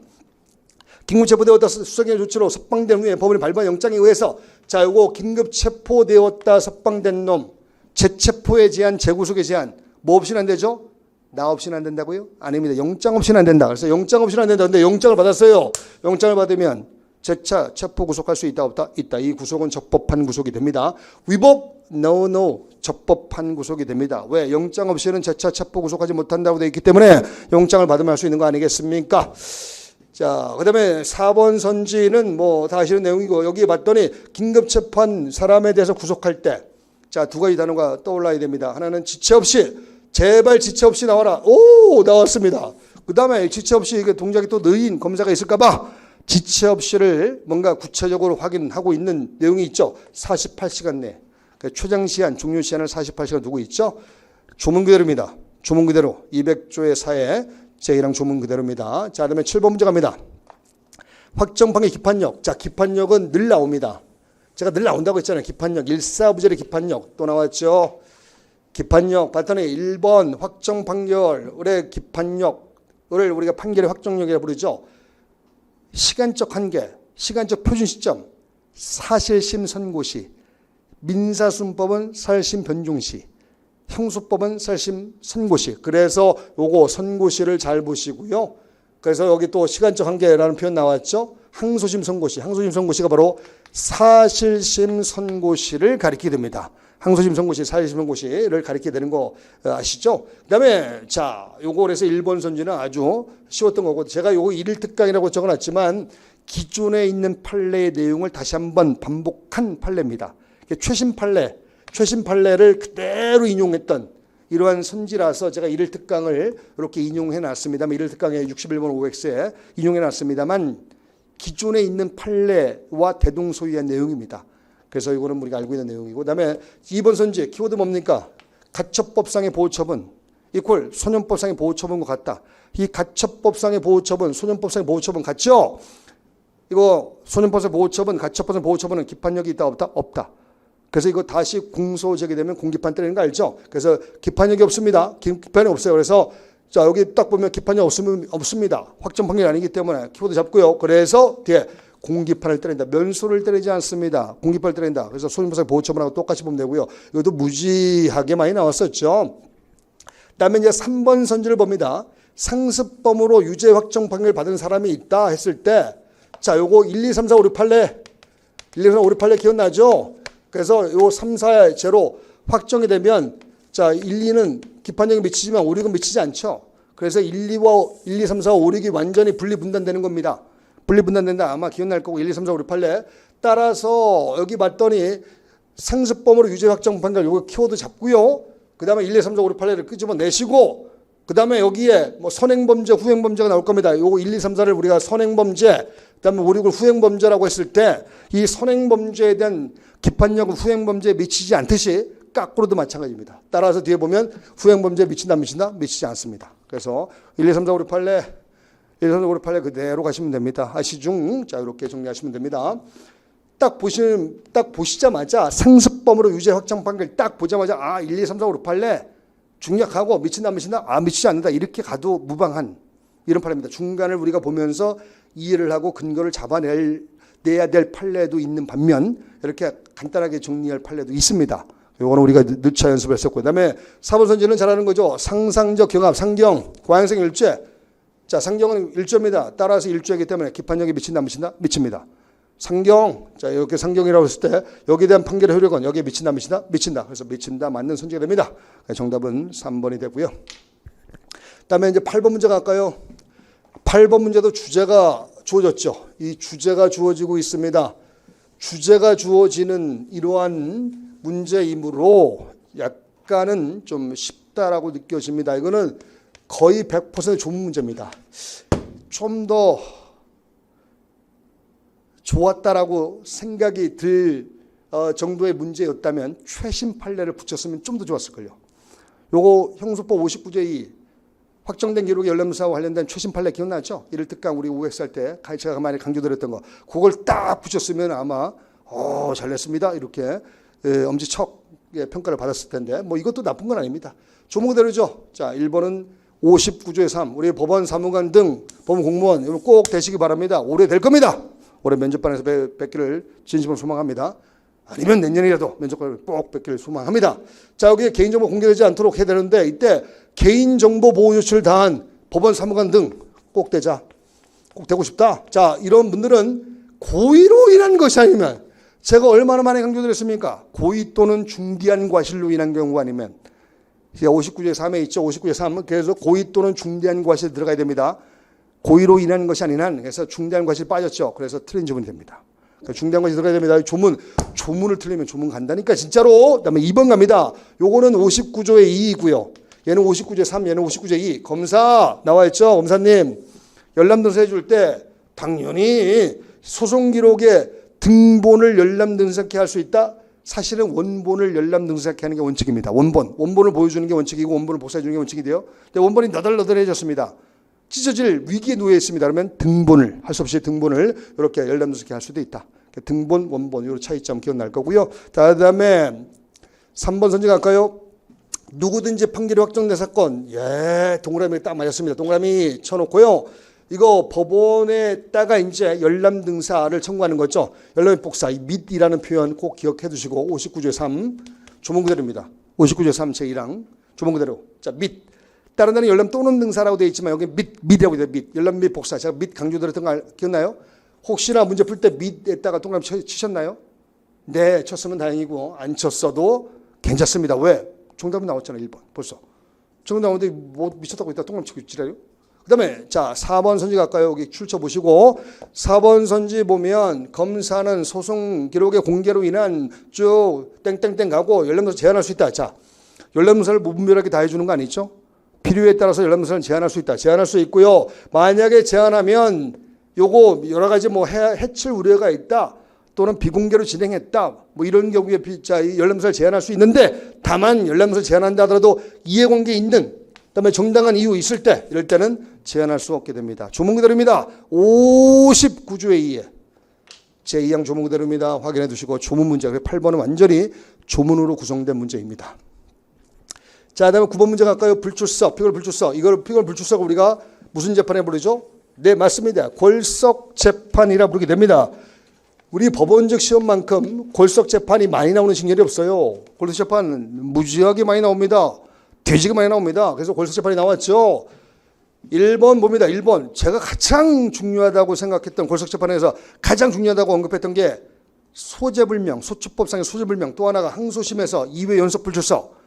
역시나 나왔습니다. 항소심 딱 동그라미 잡고, 그 다음에 공판에 출정하지 않을 때 1차 불출석 할 때는 한 번 기회를 줍니다. 근데 정당을 다시 또 한 번 불출석, 이렇게 되면 2회 연속 불출석했죠. 2회 연속 불출석하면 이때는 골석 재판 진행합니다. 365조 조문 그대로입니다. 자, 틀린 사람 손 들어보세요. 네, 저 뒤에 틀리세요. 손 드는 사람 없어요. 자, 그다음에 2번 뭐 2번 봤더니 피고인이 출석하지 않으면 개정하지 못하는 게 구속된 피고인. 9회 키워드가 있죠. 이거 277조의 2 조문 그대로입니다. 구속된 피고인이 정당한 이유 없이 출석을 거부하고 교도관의 인치 불가능할 때, 이럴 때 골석 재판을 진행할 수 있다는 조문 그대로죠. 아시죠? 그 다음에 요거 예, 이건 불출석 허가 신청 사건이죠. 277조 3호에 있습니다. 저 위에 있는 잘 읽어봐야 돼요. 장기 3년 이하, 다에 보면 초과, 그다음 구류, 요 대상 범죄를 다시 한번 확인해 주시고, 그래서 문제 풀 때 뭐 이하, 그다음에 초과 이런 것들 꼭 방점 찍어가면서 문제를 풀어야 됩니다. 그다음에 허가한 사건, 요 키워드고요. 허가한 사건. 여기에 또 출제가 많이 나왔던 게 있죠. 다만 여기 인정신문 절차, 그다음에 또 판결을 선고하는 절차, 이 두 가지 절차는 반드시 출석해야 된다. 아무리 불출석 허가 신청을 해서 불출석 허가를 받았다 하더라도 이거 있죠. 인정신문 절차와 그다음에 판결을 선고하는 공판기일만은 반드시 출석해야 된다. 기억나시죠? 난다면 다 나는 겁니다. 이렇게 봐주시면 되겠고요. 정답은 4번에 있습니다. 4번. 3번 길죠? 길고 이거 웬 뭐 이렇게 지문이 뭐 한편의 소설 같아요.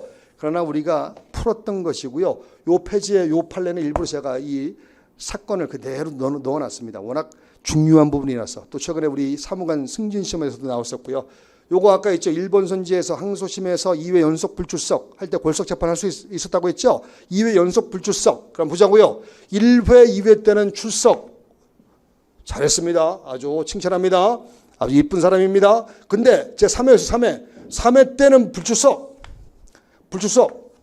자, 3회를 굵은글씨로 해볼게요. 그다음에 제 4회 때는 다시 출석. 그다음 5회 때는 다시 불출석. 이거 왜 장난입니까? 뭐 출석했다 안 했다가, 야, 우리가 수업 받는 거하고 비슷해요. 그죠? 우리가 수업 받는 거 비슷하죠? 한번 나왔다가 안 나왔다, 나왔다 안 나왔다. 자, 비슷해요. 자, 이거 2회 연속 불출석입니까? 아닙니까? 2회 연속 불출석이 아닙니다. 2회 연속 불출석이 아니라면 365조에 따라서 골석 재판을 진행할 수 있다 없다? 없습니다. 따라서 적법하기는커녕 위법합니다. 적법하기는커녕 왜들 이래 다 알면서 적법하기는커녕 위법합니다. 그래서 정답이 4번이 됩니다. 자, 10번. 자, 오늘 뒤에 일정들이 있습니다. 근데 제가 좀 미적거리는 바람에 25문제를 풀기에는 좀 벅찬 것 같습니다. 그래서 저는 전반부하고 후반부의 작업을 따로 하겠습니다. 여러분들 제가 한 11번, 12번 정도까지 풀고 다른 선생님들 좀 기다리고 계시니까 바톤을 넘기겠습니다. 여러분들 좀 양해를 부탁드리고요. 제가 내일 다시 후반부에 관한 해설 특강을 찍어서 다시 올려놓겠습니다. 여러분들 그래서 온라인 인강을 참고해 주셨으면 좋겠습니다. 자, 저를 용서해 주시면 제가 더 열심히 하겠습니다. 용서해 주실 거죠? 여기 9층입니다. 뛰어내릴까요? 아니면 여기 그대로 있을까요? 뭐라고 창문 열고 있어요 지금? 뛰어내리라고? 자, 그래서 여러분들 용서해 주신 거로 제가 취급하고 그렇게 인식하고 11번 내지 12번 문제까지 풀겠습니다. 자, 그러면 이거 볼게요. 증인신문 주제가 주어지는 문제인데요. 쉽게 접근할 수 있습니다. 1번. 아이고, 이거 얼마나 많이 나왔습니까? 아우, 지겨워. 아우, 지겨워 죽겠네. 이거 얼마나 많이 나왔습니까? 이거 148조 증언거부권 있죠? 자기 또는 근친자의 형사 책임과 증언거부. 내가 한마디 뻥끗하면 나나 우리 엄마가 다친다. 이럴 때 증언거부하죠. 근데 여기서 키워드는 이겁니다. 자신에 대한 유죄 판결이 확정된 증인. 이제 무서울 게 뭐가 있습니까? 유죄 판결 받아봤죠? 나한테 다 받아봤잖아요. 결석해가지고 다 받아봤잖아요. 유죄 판결을 확정된 증인은 이제 무서울 거 없습니다. 내가 뻥긋뻥긋한다 하더라도 나는 일사부재리 때문에 거듭 처벌당하지 않습니다. 일사부재리 때문에 거듭 처벌당하지 않는다면 이제 무서울 게 뭐가 있습니까? 그러면 얘는 증언 거부권이 인정됩니까? 인정되지 않습니까? 인정되지 않습니다. 요거 우리가 여러 번 풀었던 거 기억나죠? 뭐라고요? 않는다고요? 납니다. 요거 우리가 했던 겁니다. 그 다음에 그래서 정답이 1번이 되고요. 2번 갑니다. 2번 요거 봤더니 피해자를 증인으로 신문할 때 피해자 증인 신문 그 다음에 동석할 수 있다. 법조문입니다. 165조의 163조의 2의 제1항입니다. 피해자를 증인 신문할 때는 동석 제도가 있는데 의무적 동석이 있고 필요적 동석이 있고 13세 미만이라든가 장애인이 없으면 의무적 동석으로 가야 됩니다. 동석해 할 수 있다. 이 부분을 방점을 찍어 주셔야 되는 겁니다. 법조 문제입니다. 그 다음에 3번 선지 볼까요? 봤더니 증인 불출석. 자, 요것도 동그라미가 딱 맞았네. 불출석. 자, 요거 과태료 500만 원 과태료 때리죠.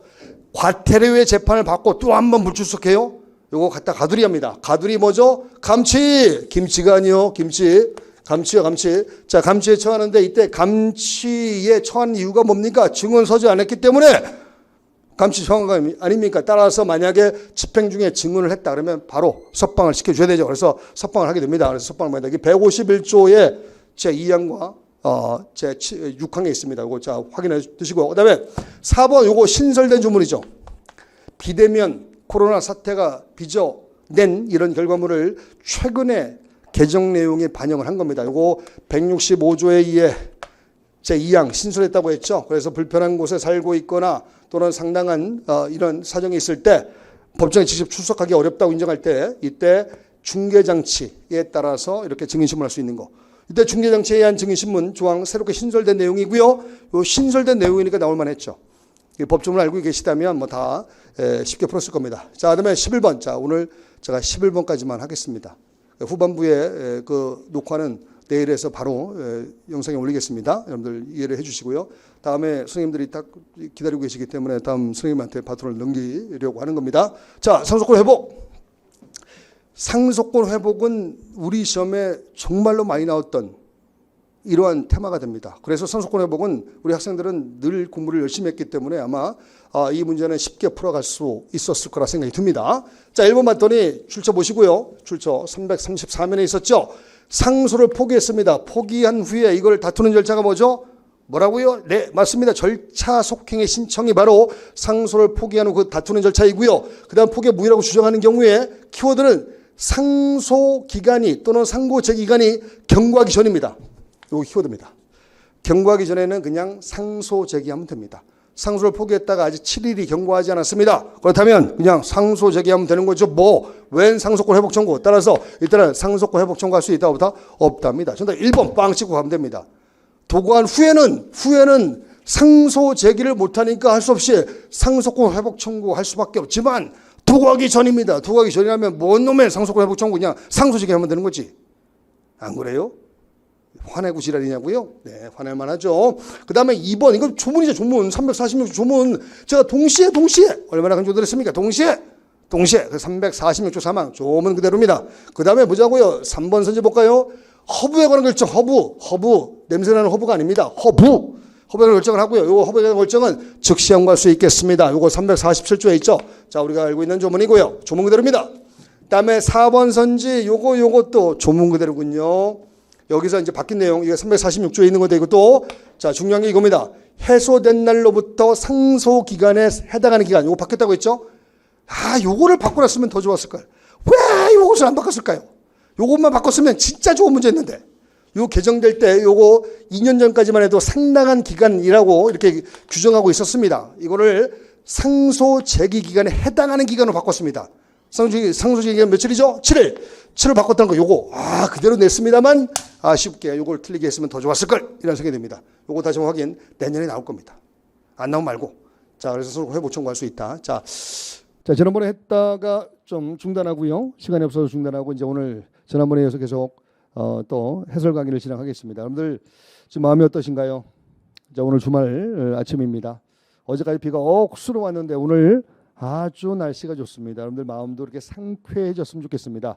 자, 만약에 이번에 점수가 좋지 않아도요. 이게 끝이 아닙니다. 끝난 겁니다. 우리는 다시 힘있게 뛰어갑니다.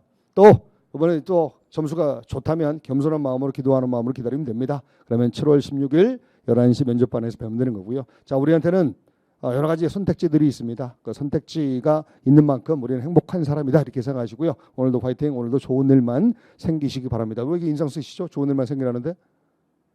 환하게 좋은 일만 생기시기 바랍니다. 그러면 자, 질문에 이어서 12번부터 문제를 풀어가겠습니다. 저는 로고스 형사소송법의 이준현입니다. 알죠?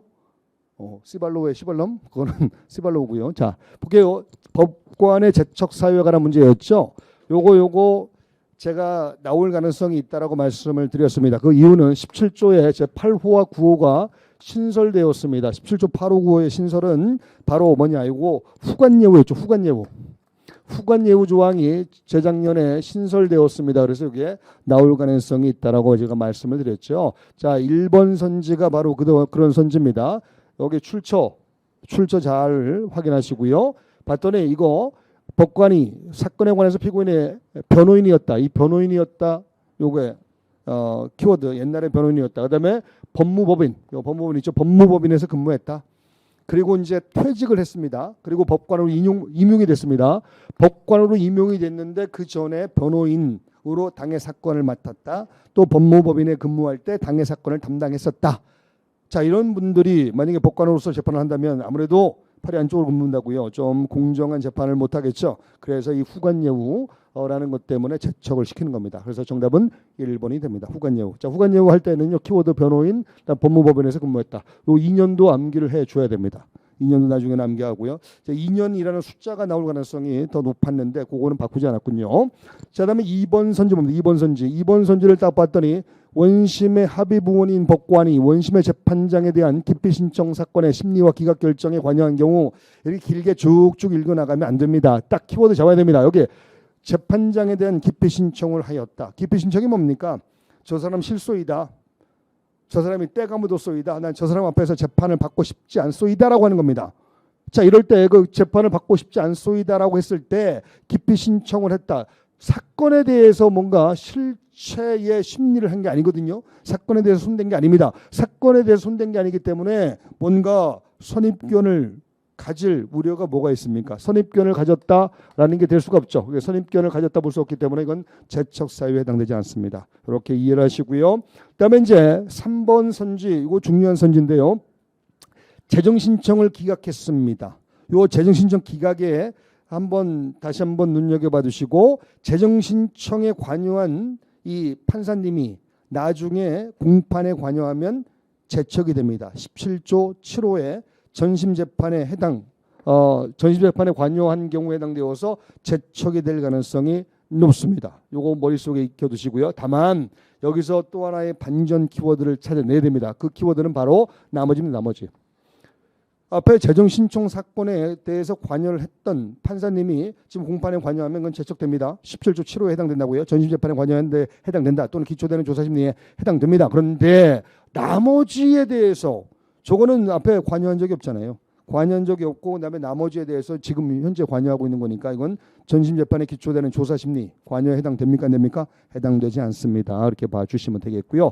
4번은 선지는 참으로 많이 나왔던 선지죠. 자, 이거는 키워드가 증거 보존 절차입니다. 수임 판사님이죠. 수임 판사님의 증거 보존 절차에서 관여를 했다. 이분은 재척되지 않습니다. 전심 재판에 기초되는 조사 심리에 관여한 때 해당되지 않는다. 이렇게 보고 있습니다. 자, 이렇게 정리를 하시면 되는 거고요. 자, 그다음에 13번 문제를 갈까요? 항소 이유서 제출 기간에 관한 설명 중 옳지 않은 것은 이라고 되어 있습니다. 요거는 말이죠. 항소에 관한 부분 중에서 가장 중요한 부분에 관한 이런 문제입니다. 가장 중요한 내용을 담은 문제이죠. 항소 파트가 출제 비중이 높아지고 있습니다. 아마 내년에도 명년에도 또 출제될 가능성은 분명히 있습니다. 높을 겁니다. 자, 항소 중에서 항소 이유서의 제출 요 부분에 관한 내용이 가장 중요하거든요. 그래서 올해도 분명하게 또 나왔죠. 어김없이 또 나왔습니다. 자, 그럼 하나씩 보겠습니다. 자, 1번 선지는 보시면 항소 이유를 특정하여 구체적으로 명시하지 않았다. 여기 가로를 딱 쳐놓고요. 항소 이유서에는 말이죠. 항소 이유가 뭐냐? 너 왜 항소하는 거냐? 너 왜 항소하는 것이니? 라는 것을 아주 명명백백하게 구체적으로 기록하게 되어 있습니다. 요 규칙에 나와 있는 내용이거든요. 근데 기록하지 않았다. 여기까지만 읽으면 나빠 보여요. 안 좋아 보입니다. 그러면 항소 이유서가 제대로 기록되지 않으면 이건 항소를 받아줄 수가 없죠. 그럼 항소 기각 결정을 때려야 될 것 같습니다. 근데 항소심은 사실심이에요. 사실심. 항소심은 사실심이므로 구체적으로 기록되어 있지 않다 하더라도, 기재되어 있지 않다 하더라도 요거 충분히 보완할 수 있는 기회가 있다. 사실심이기 때문에 당의 실체에 대해서, 사건에 대해서 충분히 보완할 수 있는 기회가 있다. 그래서 굳이 항소를 기각할 필요는 없다. 받아주는 겁니다. 저 키워드 여기 몇 개 때 항소를 기각할 수 없다. 이 부분을 잘 봐야 됩니다. 이 부분을 다시 한번 확인해 두시고 잘 보셔야 됩니다. 자, 다음에 2번 선지복. 2번 선지 최신 판례죠. 잘 아시는 내용이고요. 요거 임시공휴일 케이스입니다. 임시공휴일 찾아보세요. 여기 키워드 딱 잡고요. 쭉 펜을 갖다 대고 읽으시면서 키워드를 찾는 연습을 해야 됩니다. 임시공휴일, 오늘 임시공휴일인가요? 우리한테는 늘 365일 공휴일입니다. 임시공휴일도 이 공휴일에 해당된다라는 판례이지 않겠습니까? 66조 제3항에 따르면 기간 계산 방법에 관한 이 조항인 66조 3항에 따르면 기간의 말일이 토요일 공휴일일 때는 언제로 만료하죠? 이 길로 만료하게 됩니다. 이때 공휴일 속에 임시공휴일도 포함된다. 그렇다면 임시공휴일이 기간의 말일입니다. 그러면 그날로 만료합니까? 그 다음 날로 만료합니까? 그 다음 날로 만료한다. 자, 그러면 여기 봅니다. 여기 봤더니 말일이 임시공휴일이라도 라고 돼 있죠. 그날까지 아니고요. 그 다음 날까지 제출하면 되는 겁니다. 오케이. 그래서 공휴일 속에 66조 3항의 공휴일 속에 그 임시공휴일도 포함된다는 이런 판례가 됩니다. 그 다음에 이제 3번 선지 갈까요? 3번 선지도 굉장히 많이 나왔죠. 비공의 국선이 있고요. 이 국선이 나태함으로 항소 이유서를 제대로 제출하지 않았습니다. 여기에 가장 키워드는 이겁니다. 피고인에게 귀책 사유 있음이 특별히 밝혀지지 않았다. 이거 키워드입니다. 피고인에게 귀책 사유가 없다는 겁니다. 아주 중요한 키워드고요. 피고인의 귀책 사유가 없이 국선이 나태함으로 이 항소 이유서를 제출하지 않았다면 이거 국선이 잘못한 거잖아요. 그죠? 국선이 잘못한 것에 관해서 피고인에게 불이익을 입힐 수는 없죠. 그래서 피고인에게 불이익을 입히지 말자. 그래서 피고인에게 귀책 사유 있음이 특별히 밝혀지지 않았다면 피고인에게 귀책 사유가 없다라고 평가할 수 있는 것이고요. 그렇다면 국선이 잘못한 것이기 때문에 피고인에게 불이익을 입힐 수 없다. 따라서 이때는 항소 기각 결정을 때려서는 안 되고요. 새로운 국선을 다시 선정해서 그 국선에게 다시 한번 제출 기회를 줘야 됩니다. 여기에 키워드입니다. 새로운 국선을 선정하여 다시 한번 기회를 준다. 어게인이죠. 어게인. 아이샹 이거 영어 쓰는 게 좀 쉽지 않네요. 어게인. 그다음에 이제 4번 선지 갈까요? 항소법원의 지배권 안에 들어가서 자, 중요한 건 도달입니다. 어떠한 서류를 제출할 때 이 서류 제출의 효력은 언제 발생하는가? 도달하는 때 발생합니다. 도달 시에 발생한다는 거 기억해 두시고요. 내부적으로 뭐 결제 과정 등 이런 것들을 거칠 필요가 있다 없다? 없다라고 보시면 됩니다. 자, 그다음에 14번 갑니다.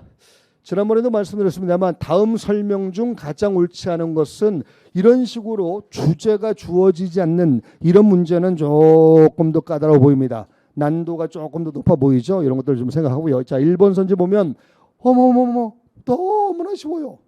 베리베리 이지. 너무나 쉬운 문제. 이거 조문 그대로요. 319조 320조. 여러분 혹시 조문 문제 틀리면 제가 뭐 간다고 했죠? 조문 간다고 했죠? 조문단 꾸리고 있습니다. 조문단의 위원장은 신혜한수 신동수입니다. 자, 일단 여기 보시면 피고 사건이 법원의 권한에 속하지 않을 때 권한 위반 판결을 선고합니다. 319조에 있고요. 자, 여기 독특한 놈이 하나 있죠. 토지권한. 토지권한은 반드시 뭐가 있어야 되죠? 신청의 반점 빵빵 찍고 이거 320조에 있습니다. 이때 신청은 언제까지 하죠? 네, 모두 진술 시까지 해야 됩니다. 그래서 이거 진술 전, 이건 모두 진술이라 칭하게 되는 거죠. 아시는 내용이고요. 여기서 하나만 더 짚고 들어갑니다. 토지권할 위반처럼 신청이 있을 때만 조사한다. 이럴 때 이 토지권할 위반과 같은 이러한 수능 조건을 뭐라 부르죠? 상대적 소송 조건이라 부르게 됩니다. 상대 소송 조건이라고 부르게 됩니다. 이렇게 자 모아주시면 되겠고요. 요 출처 꼭 찾아보셔야 됩니다.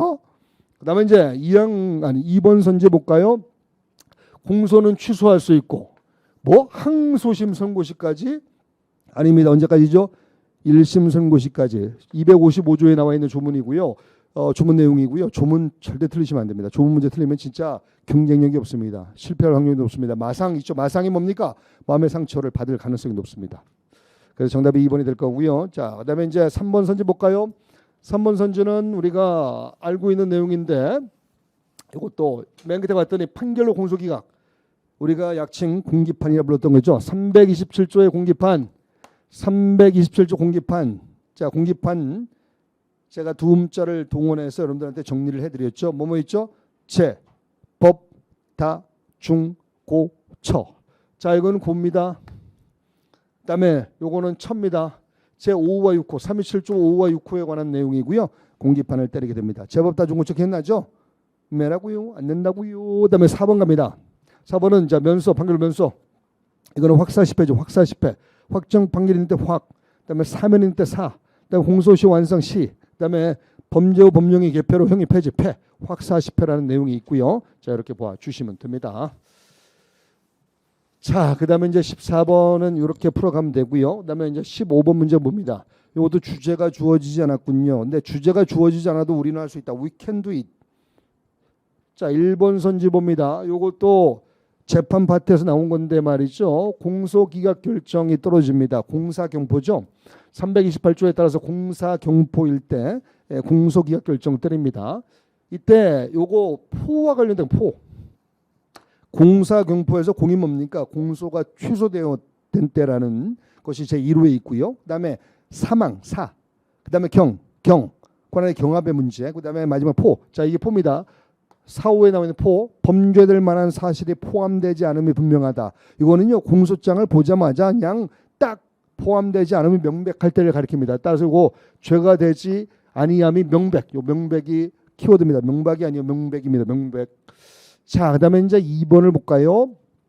이것도 공소기각 결정 또 나왔죠. 328조 제2항에 따르면 즉시항고할 수 있다. 혹시 여기서 우리가 즉시항고 정리했던 두 음자를 한번 읊고 가도 될까요? 직공기 비상구 참의감 뭐 두 음자가 난무한다고요?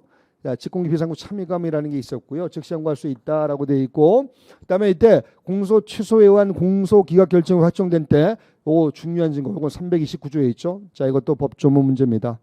법조문 문제입니다. 이거 틀리시면 안 되고요. 자, 그다음에 3번 선지 갈까요? 좀 빠르면 말씀하세요. 너무 빠르면. 3번 선지 봤더니 친고죄에서 고소 없이. 자, 3번 선지는 약간 난도가 상 정도 되는 이러한 뭐 상이라고 보기는 좀 그렇습니다만 뭐 상 정도 될 수 있는 난도가. 자, 여기 키워드는 겁니다. 고소 없이 수사를 했다.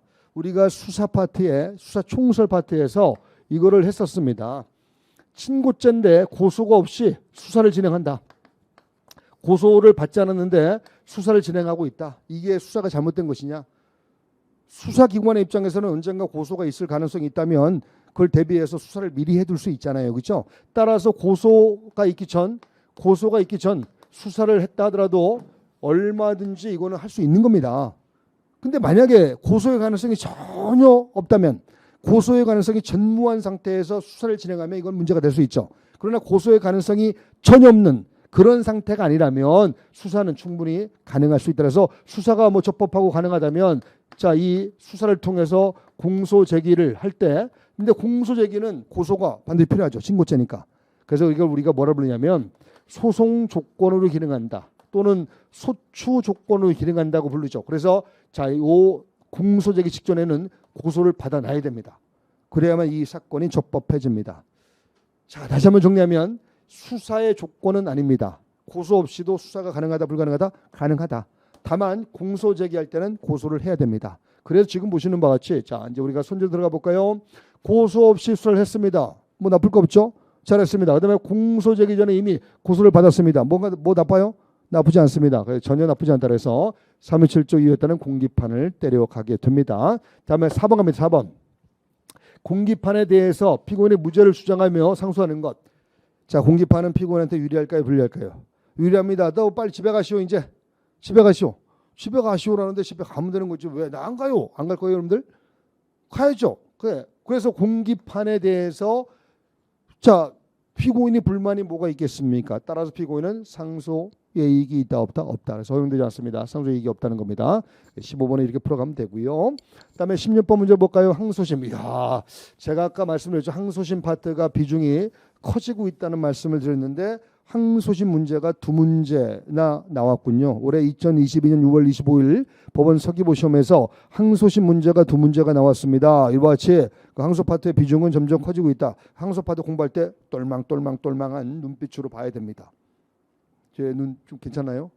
뭐 썩은 동태눈깔 같다고요? 네. 어쩐지 동태국이 맛있더라. 자, 항소심에 관한 설명 중 가장 옳지 않은 것은이라고 되어 있습니다. 보겠습니다. 자, 1번 선지 이것도 난도가 좀 높은 부분입니다. 그러나 기출이 몇 번 되었기 때문에 여러분들이 체감 난이도는 그리 어려워하지 않았을 거라 생각이 듭니다. 여기 봤더니 1심의 형량이 너무 가벼워서 검사가 이렇게 항소를 합니다. 검사가 무거운 형을 때려주시오라고 항소를 합니다. 근데 자, 이것에 앞서서 직권으로 말이죠. 1심 판결의 양형이 부당하다고 인정할 만한 사유가 있는지 심판하여 직권으로 키워드입니다. 검사의 항소 이유에 대한 판단을 합니다. 검사는 당연히 중한형, 중형을 구하고자 항소를 했겠죠. 검사의 판단을 하기에 앞서 직권으로 봤더니 형을 좀 가볍게 가는 게 좋겠다. 그래서 여기에 가벼운 형이 키워드입니다. 가벼운 형을 직권으로 선고했다. 피고인에게 나쁠 거 있습니까? 없습니까? 피고인이 좋죠. 피고인이 이렇게 얘기합니다. 엄지척 굿. 자, 피고인이 굿이라고 얘기하면 좋은 거잖아요, 그렇죠? 그러면 좋다고 가면 되는 겁니다. 이렇게 자 보아주시면 되는 거고요. 그래서 1번 선지는 맞는 선지가 됩니다. 그다음에 2번 선지 갈까요?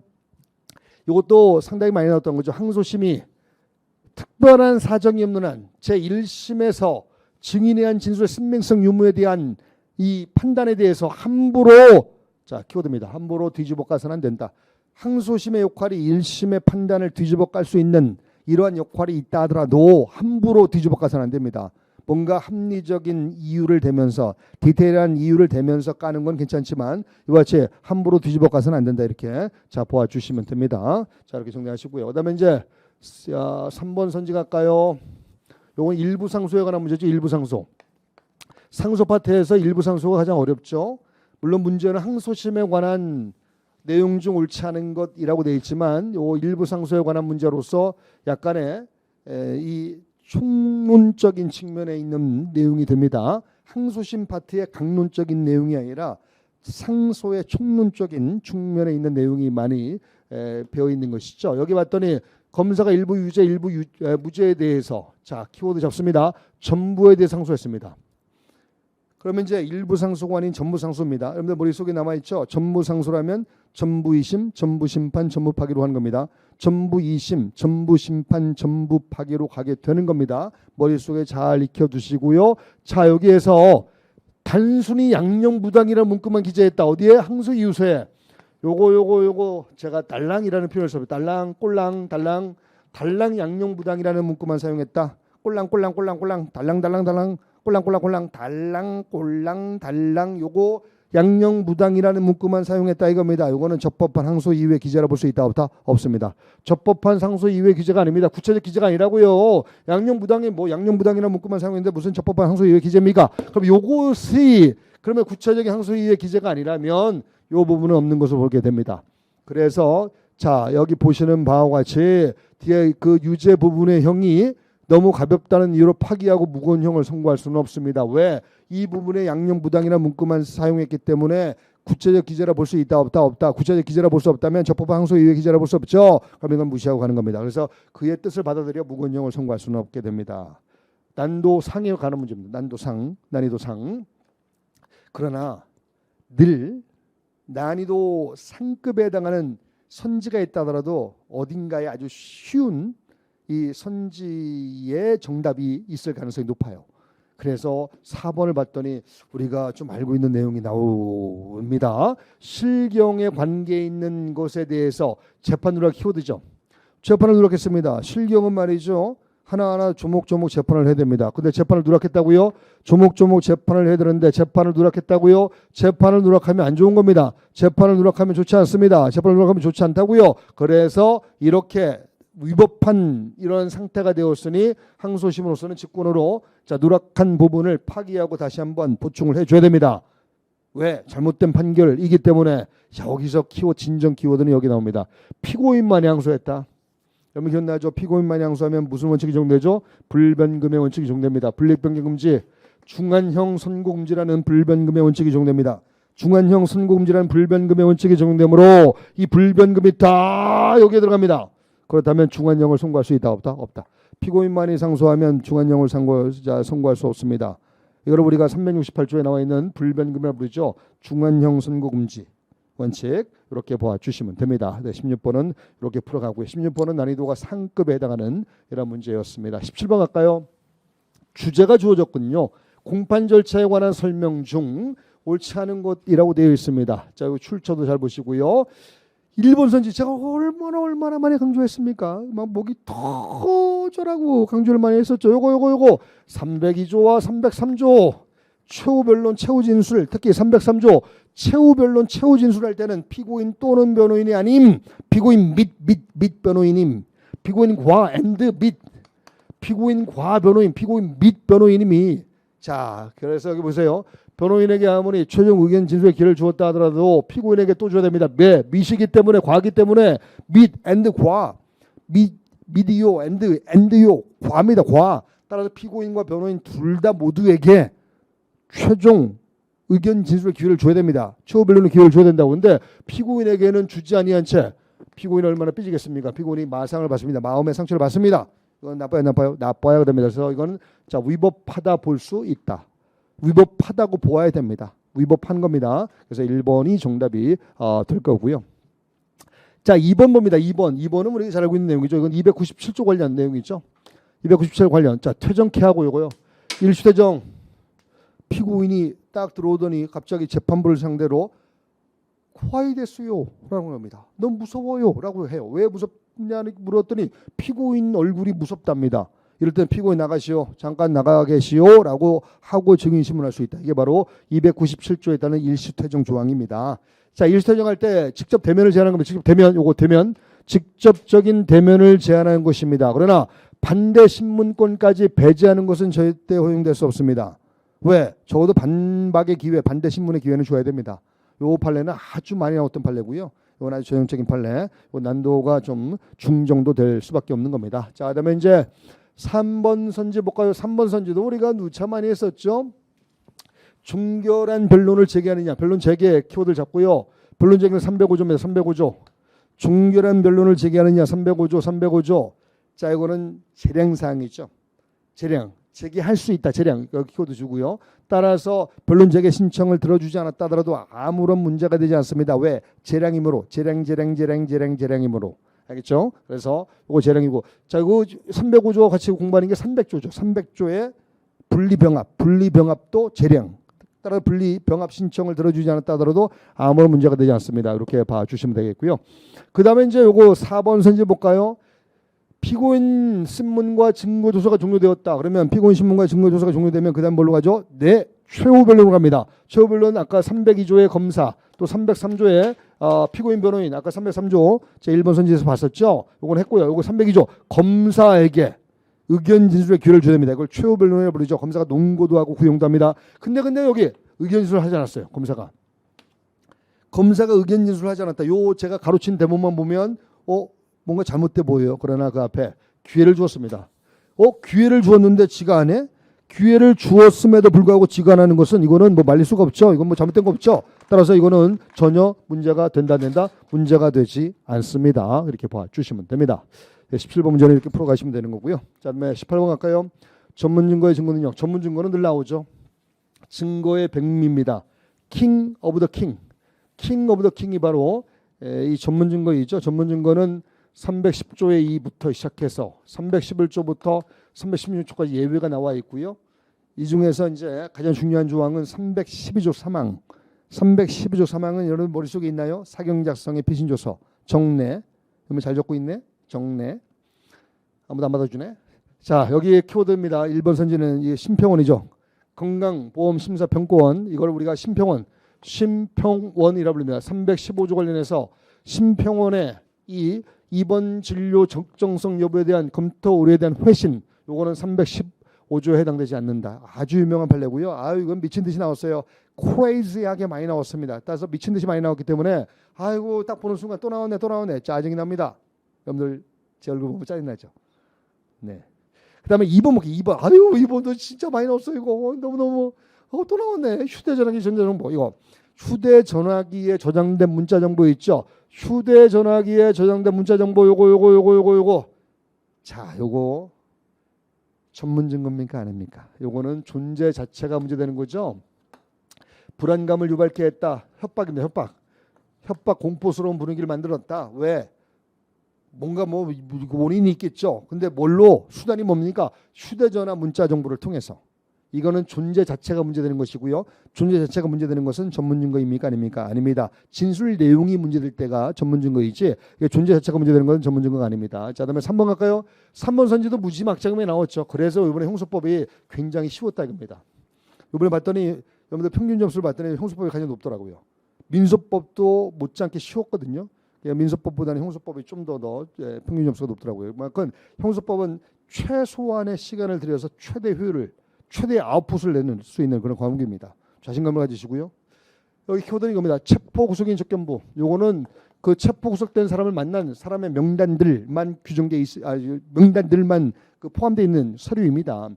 그 사람들이 이름 있죠. 구속된 사람을 만난 사람의 명단. 그것만 기록되어 있는 서류가 무슨 유죄 증거가 되겠습니까? 따라서 이거 당연히 증거 능력이 있는 서류를 볼 수 없다. 오케이. 아까 심평원 판례하고 같이 공부를 하셔야 됩니다. 315조 관련이고요. 자, 역시나 가장 중요한 요게 나왔습니다. 양벌 규정 있죠. 요거 311 사망. 여러분 311 사망이 뭡니까? 사경 작성의 피신조서. 요거 정례 적법 절차 방식과 내용의 인정이 필요하죠. 이때 갑과 을이라는 이 공범이 있고요. 이 공범의 경우에도 312조 사망이 그대로 적용되고 그래서 여기에 대해서 피신조서가 작성되었다. 이거를 을에 대한 관계에서 써먹을 때도 뭐가 필요합니까? 312조 사망에 따라 정례. 그래서 을이 내용의 인정이 필요하죠. 이때 이 공범 속에 이것도 포함됨. 양벌 규정에 따라 요거 있죠. 최신 판례고요. 양벌 규정에 따라 처벌되는 자들도 넓은 의미의 공범으로 봄. 따라서 양벌 규정에 따라 처벌되는 행위자, 그 다음에 법인, 양자 사이에서도 공범으로 바라봄. 그 다음에 이거는 무조건 312조 사망으로 감. 이렇게 나죠. 얘는 무조건 312조 사망이고 312조 사항이라든가 그 다음에 314조 이런 거 적용되지 않죠. 무조건 312조 사망으로 무조건 정례로 갑시다. 무조건 정례로 갑시다. 이게 312조 사망의 취지입니다. 그래서 312조 사망에 따라서 무조건 정례로 가야 됩니다. 따라서 이거 맨 끝에 봤더니 312조 사항이 적용된다. 개소리 하고 있네요. 멍멍입니다. 멍멍 적용되지 않습니다. 확인해 두시고요. 양벌 규정에 따라서 이 행위자와 법인이 있을 때 얘네들도 넓은 의미의 공범을 바라봄. 그걸 머릿속에 캐치하시고 그다음에 사경 작성의 피신조서는 무조건 뭐라고요? 정례로 가야 됩니다. 312조 사망으로 가야 됩니다. 자, 그래서 또 키워드를 찾아보면 이것도 키워드죠. 사경 작성의 피신조서도 이거 찾아내야 되고요. 이런 것들 중간 키워드 찾아주셔야 됩니다. 그다음에 19번 문제 갈까요? 재정신청. 이것도 법조문 문제가 대세였던 문제였죠. 물론 중간에 판례가 하나 껴들긴 했습니다만 아주 이것도 전형적인 문제였고요. 그닥 어려운 문제가 아닙니다. 이거는 260조에 있는 거죠. 1번 선지. 여러분들 머릿속에 제3시 남아있나요? 검찰항고 전치에 대한 예외. 제3시에서 3. 시, 요거 시. 자, 공소시효 만료 시죠. 제3시. 재기 수사를 했더니 다시 한번 불기소가 나왔다. 그다음에 3개월 경고하도록 검찰 항고에 대한 판단이 없더라. 그다음에 공소시효 만료가 임박했더라. 이거죠. 완료가 임박했다. 요겁니다. 요때는 항고를 거치지 않고 항고 없이도 재정 신청할 수 있도록 하고 있습니다. 이렇게 좀 봐주시면 되는 거고요. 조문 그대로입니다. 260조 제2항. 그다음에 2번 선지 봅니다. 요거 10일 내에 피의자에게 통지하게 돼 있죠.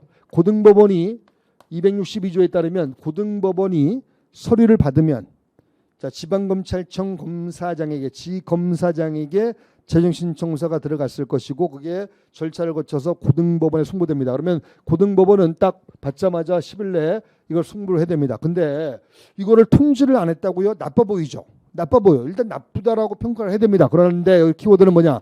공소 제기 결정이 있었다. 이게 키워드입니다. 만약에 아무리 10일 내에 통지하지 않았다 해서 위법하다 하더라도 끝끝내 공소 제기 결정이 나왔다면 이 공소 제기 결정에 대해서는 불복할 수 있다 없다? 없다 이거예요. 262조 제4항에 따라서 뭐만 불복할 수 있다고요? 공소 제기 결정은 불복할 수 없고요. 재정 신청 기각 결정만 즉시 항고할 수 있죠. 재항고할 수 있죠. 그래서 이 공소 제기 결정이 키워드고요. 그래서 잘못해서 다툴 수 있다 없다? 없다가 됩니다. 이렇게 정리하시면 됩니다. 자, 다음에 3번 선지 갈까요? 이것도 법조문 264조 그대로죠. 재정 결정이 있을 때까지 취소할 수 있고 또 취소한 놈은 절대로 다시 재신청할 수 없다. 여기 다시 할 수 없다는 거 확인, 취소할 수 있고 다시는 취소한 자는 다시는 재신청할 수 없다. 이렇게 가시면 됩니다. 그 다음에 4번 선지를 봅니다. 아까 4번 선지 제가 262조 사항 말씀드렸죠. 공소제기 결정은 불복할 수 있음 없음? 없음. 그 다음에 기각 결정은 불복할 수 있음. 415조에 제한구할 수 있죠. 자, 여기서 또 하나 키워드 볼게요. 공소제기 결정입니다. 이거 불복 안 된다니까요. 이거 공소제기 결정은 제한구 허용되지 않습니다. 제한구가 허용되지 않는데 허용되지 않는 걸 하려 했습니까? 법원이 받아들일까요? 받아들이지 않을까요? 법원이 받아들이지 않습니다. 그래서 기각을 합니다. 안 받아줍니다. 안 받아준다고요. 그다음에 20번 갈까요? 여러분들 이건 안 받아주더라도 제 마음은 받아주세요. 마음 보냅니다. 뻥뻥. 안 받아줬어요. 튕겨내지 마세요. 자, 그다음에 20번 갑니다. 변호인 1번 선지를 보시면 피고인 또는 피의자의 대배친형, 이것도 법조문이죠. 대배친형 우리가 이렇게 입에 베게 외웠던 것이고 독립할 변호인 선임할 수 있고 이거 30조에 있고요. 그다음에 공소제기 전의 변호인 선임은 1심에도 이건 32조에 있습니다. 32조 2항에 있죠. 그다음에 2번 선지 갈까요? 2번 선지는 저 상소 파트에 있는 거네요. 자, 배친형 그다음에 대림 변호인, 특히 변호인 여기 변호인 방점입니다. 변호인은 피고인을 위해 상소해 줄 수 있습니다. 341조에 있고요. 다만 얘네들은 명시한 의사에 반해서 못합니다. 여기까지 341조입니다. 조문 그대로. 야, 조문 문제가 많이 나왔습니다 이번에. 앞에 통계 잡아드렸죠. 다 끝난 다음에 통계 한번 더 볼 텐데. 그다음에 이제 피고인의 동의를 얻어 상소를 취할 수 있다. 상소 취하면은 피고인에게 좋아요, 나빠요? 나빠요. 피고인이 절치부심 와신 상담에서 상소를 제기했건만 변호인이 함부로 취하합니까? 그래서 동의를 얻어서 하게 됩니다. 이건 351조에 있고요. 341조와 351조에 합성된 지문이었습니다. 자, 그다음에 3번 선지 갈까요? 어머 3번 선지도 법조문 문제네요. 조문 문제가 이렇게 많이 나오다니. 32조에 아마 대한민국에서 조문에 대한 해석은 제가 제일 잘할걸요. 인정합니까? 인정 안 하면 다 떨어뜨릴 겁니다. 저 빌드막 그래요. 인정하는군요. 자, 보면 수인의 변호인이 있을 때 재판장은 이렇게 신청에 따라 지정할 수 있고 그다음에 직권으로도 지정할 수 있습니다. 신청에 따라도 지정할 수 있고 직권으로도 지정할 수 있고 그다음에 이거 지정에 대해서 철회 변경할 수 있습니다. 신청에 대해서 지정한 다음에 철회 변경할 수도 있고요. 그다음에 또 이와 같이 직권으로 지정한 다음에도 철회 변경할 수 있다 없다? 있다. 32조의 2의 제2항에 있습니다. 조문 문제는 틀리지 말자. 뭐 간다고요? 조문 갑니다. 조문 가지 않도록 조문 문제는 틀리지 않아야 됩니다. 그다음에 이제 4번 선지는 변호인. 자, 변호인이 있고요. 여기 키워드는 뭐냐? 이겁니다. 단순히 헌법상의 이 진술 거부권이 있음을 알려주는 행위, 진술 거부권이 있음을 알려주고 행사를 공고하는 거, 이거는 정당한 행사 공고죠. 진술 거부권만큼 확실한 이 피고인 피의자한테 주어지는 킹 왕짱의 권리가 어디 있겠습니까? 이거를 알려주고 행사를 공고하는 거, 이거 얼마든지 할 수 있다 없다? 있다가 됩니다. 이렇게 봐주시면 됩니다. 그래서 이건 진실 의무에 위배되는 거 아닙니다. 문제가 전반적으로 좀 쉬웠습니다. 내년에 어떡하죠? 어렵게 나오면 어떡하죠? 걱정할 필요 없습니다. 열심히 하면 되는 거지 뭐. 열심히 해서 제대로 공부해 두면 되는 거죠. 그래서 내년에 민소법과 형소법이 좀 어렵게 나올 가능성이 대단히 높아요. 제 내피셜이니까 일단 뭐. 그다음에 이제 21번 또 상소제기 또 나왔어요. 야, 왔다며. 상소제기 많이 나온 다음에. 그래서 경찰직 강의를 들으면 안 됩니다. 이제는 뭐 안 됩니다. 그래서 그 경찰직용의 강의를 워낙 경찰 수험생들이 많아가지고요. 뭐 의중이 뚜중이 다 듣는데 그래서는 이제 뭐 100% 꽈락이 나올 수밖에 없습니다. 그래서 저희들 법원직 전문 강의를 들으셔야 되고요. 자, 1항 볼게요. 1항이 아니라 1번 선지 봅니다. 1번 선지를 봤더니 교도소 구치소 요거 딱 나오면 재소자 특칙이구나. 재소자 특칙 기억나죠? 344조 여기 나와 있네요. 저 특칙은 요거 재소자들은 누구한테 제출하면 되는 거죠? 수장님 받으시오.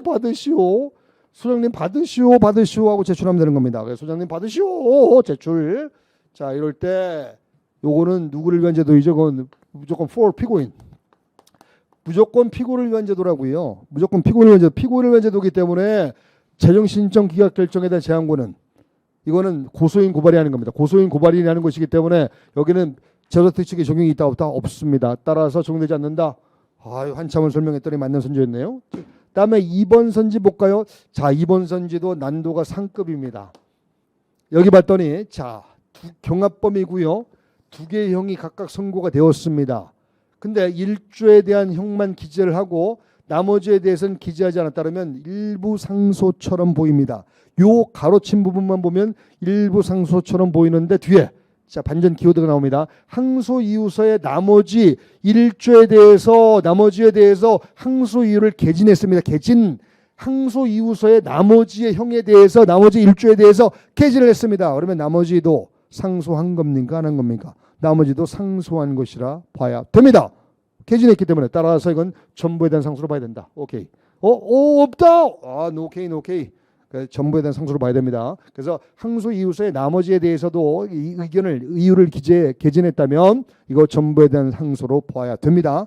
다시 한번 확인해 두시고요. 자, 난도가 상급에 해당하는 지문입니다. 요게 보면 이론 요약서 여기 340면 보면 딱 나와 있습니다. 그 판례. 아마 여러분들도 전부 똥에 딱 쳐놨을 거예요. 아마 요거 또 가로쳐놓고 이렇게 했을 겁니다. 뭐라고 보기 싫다고요? 갖다 버렸다고요? 예, 책은 쓰면 갖다 버리는 겁니다. 왜? 여러분들 다 머릿속에 있는 거니까. 그다음에 이제 3번 선지 봅니다. 경합범이 있고요.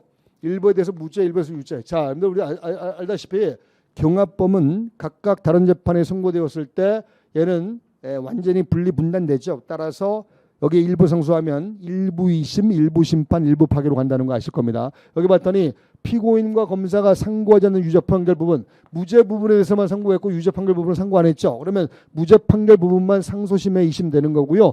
유죄 판결 부분은 상소하지 않았기 때문에 분리되어 확정됩니다. 일부 2심, 일부 심판, 일부 파기. 따라서 이건 유죄 부분은 손을 대서는 안 됩니다. 따라서 뭐만? 무죄 부분만.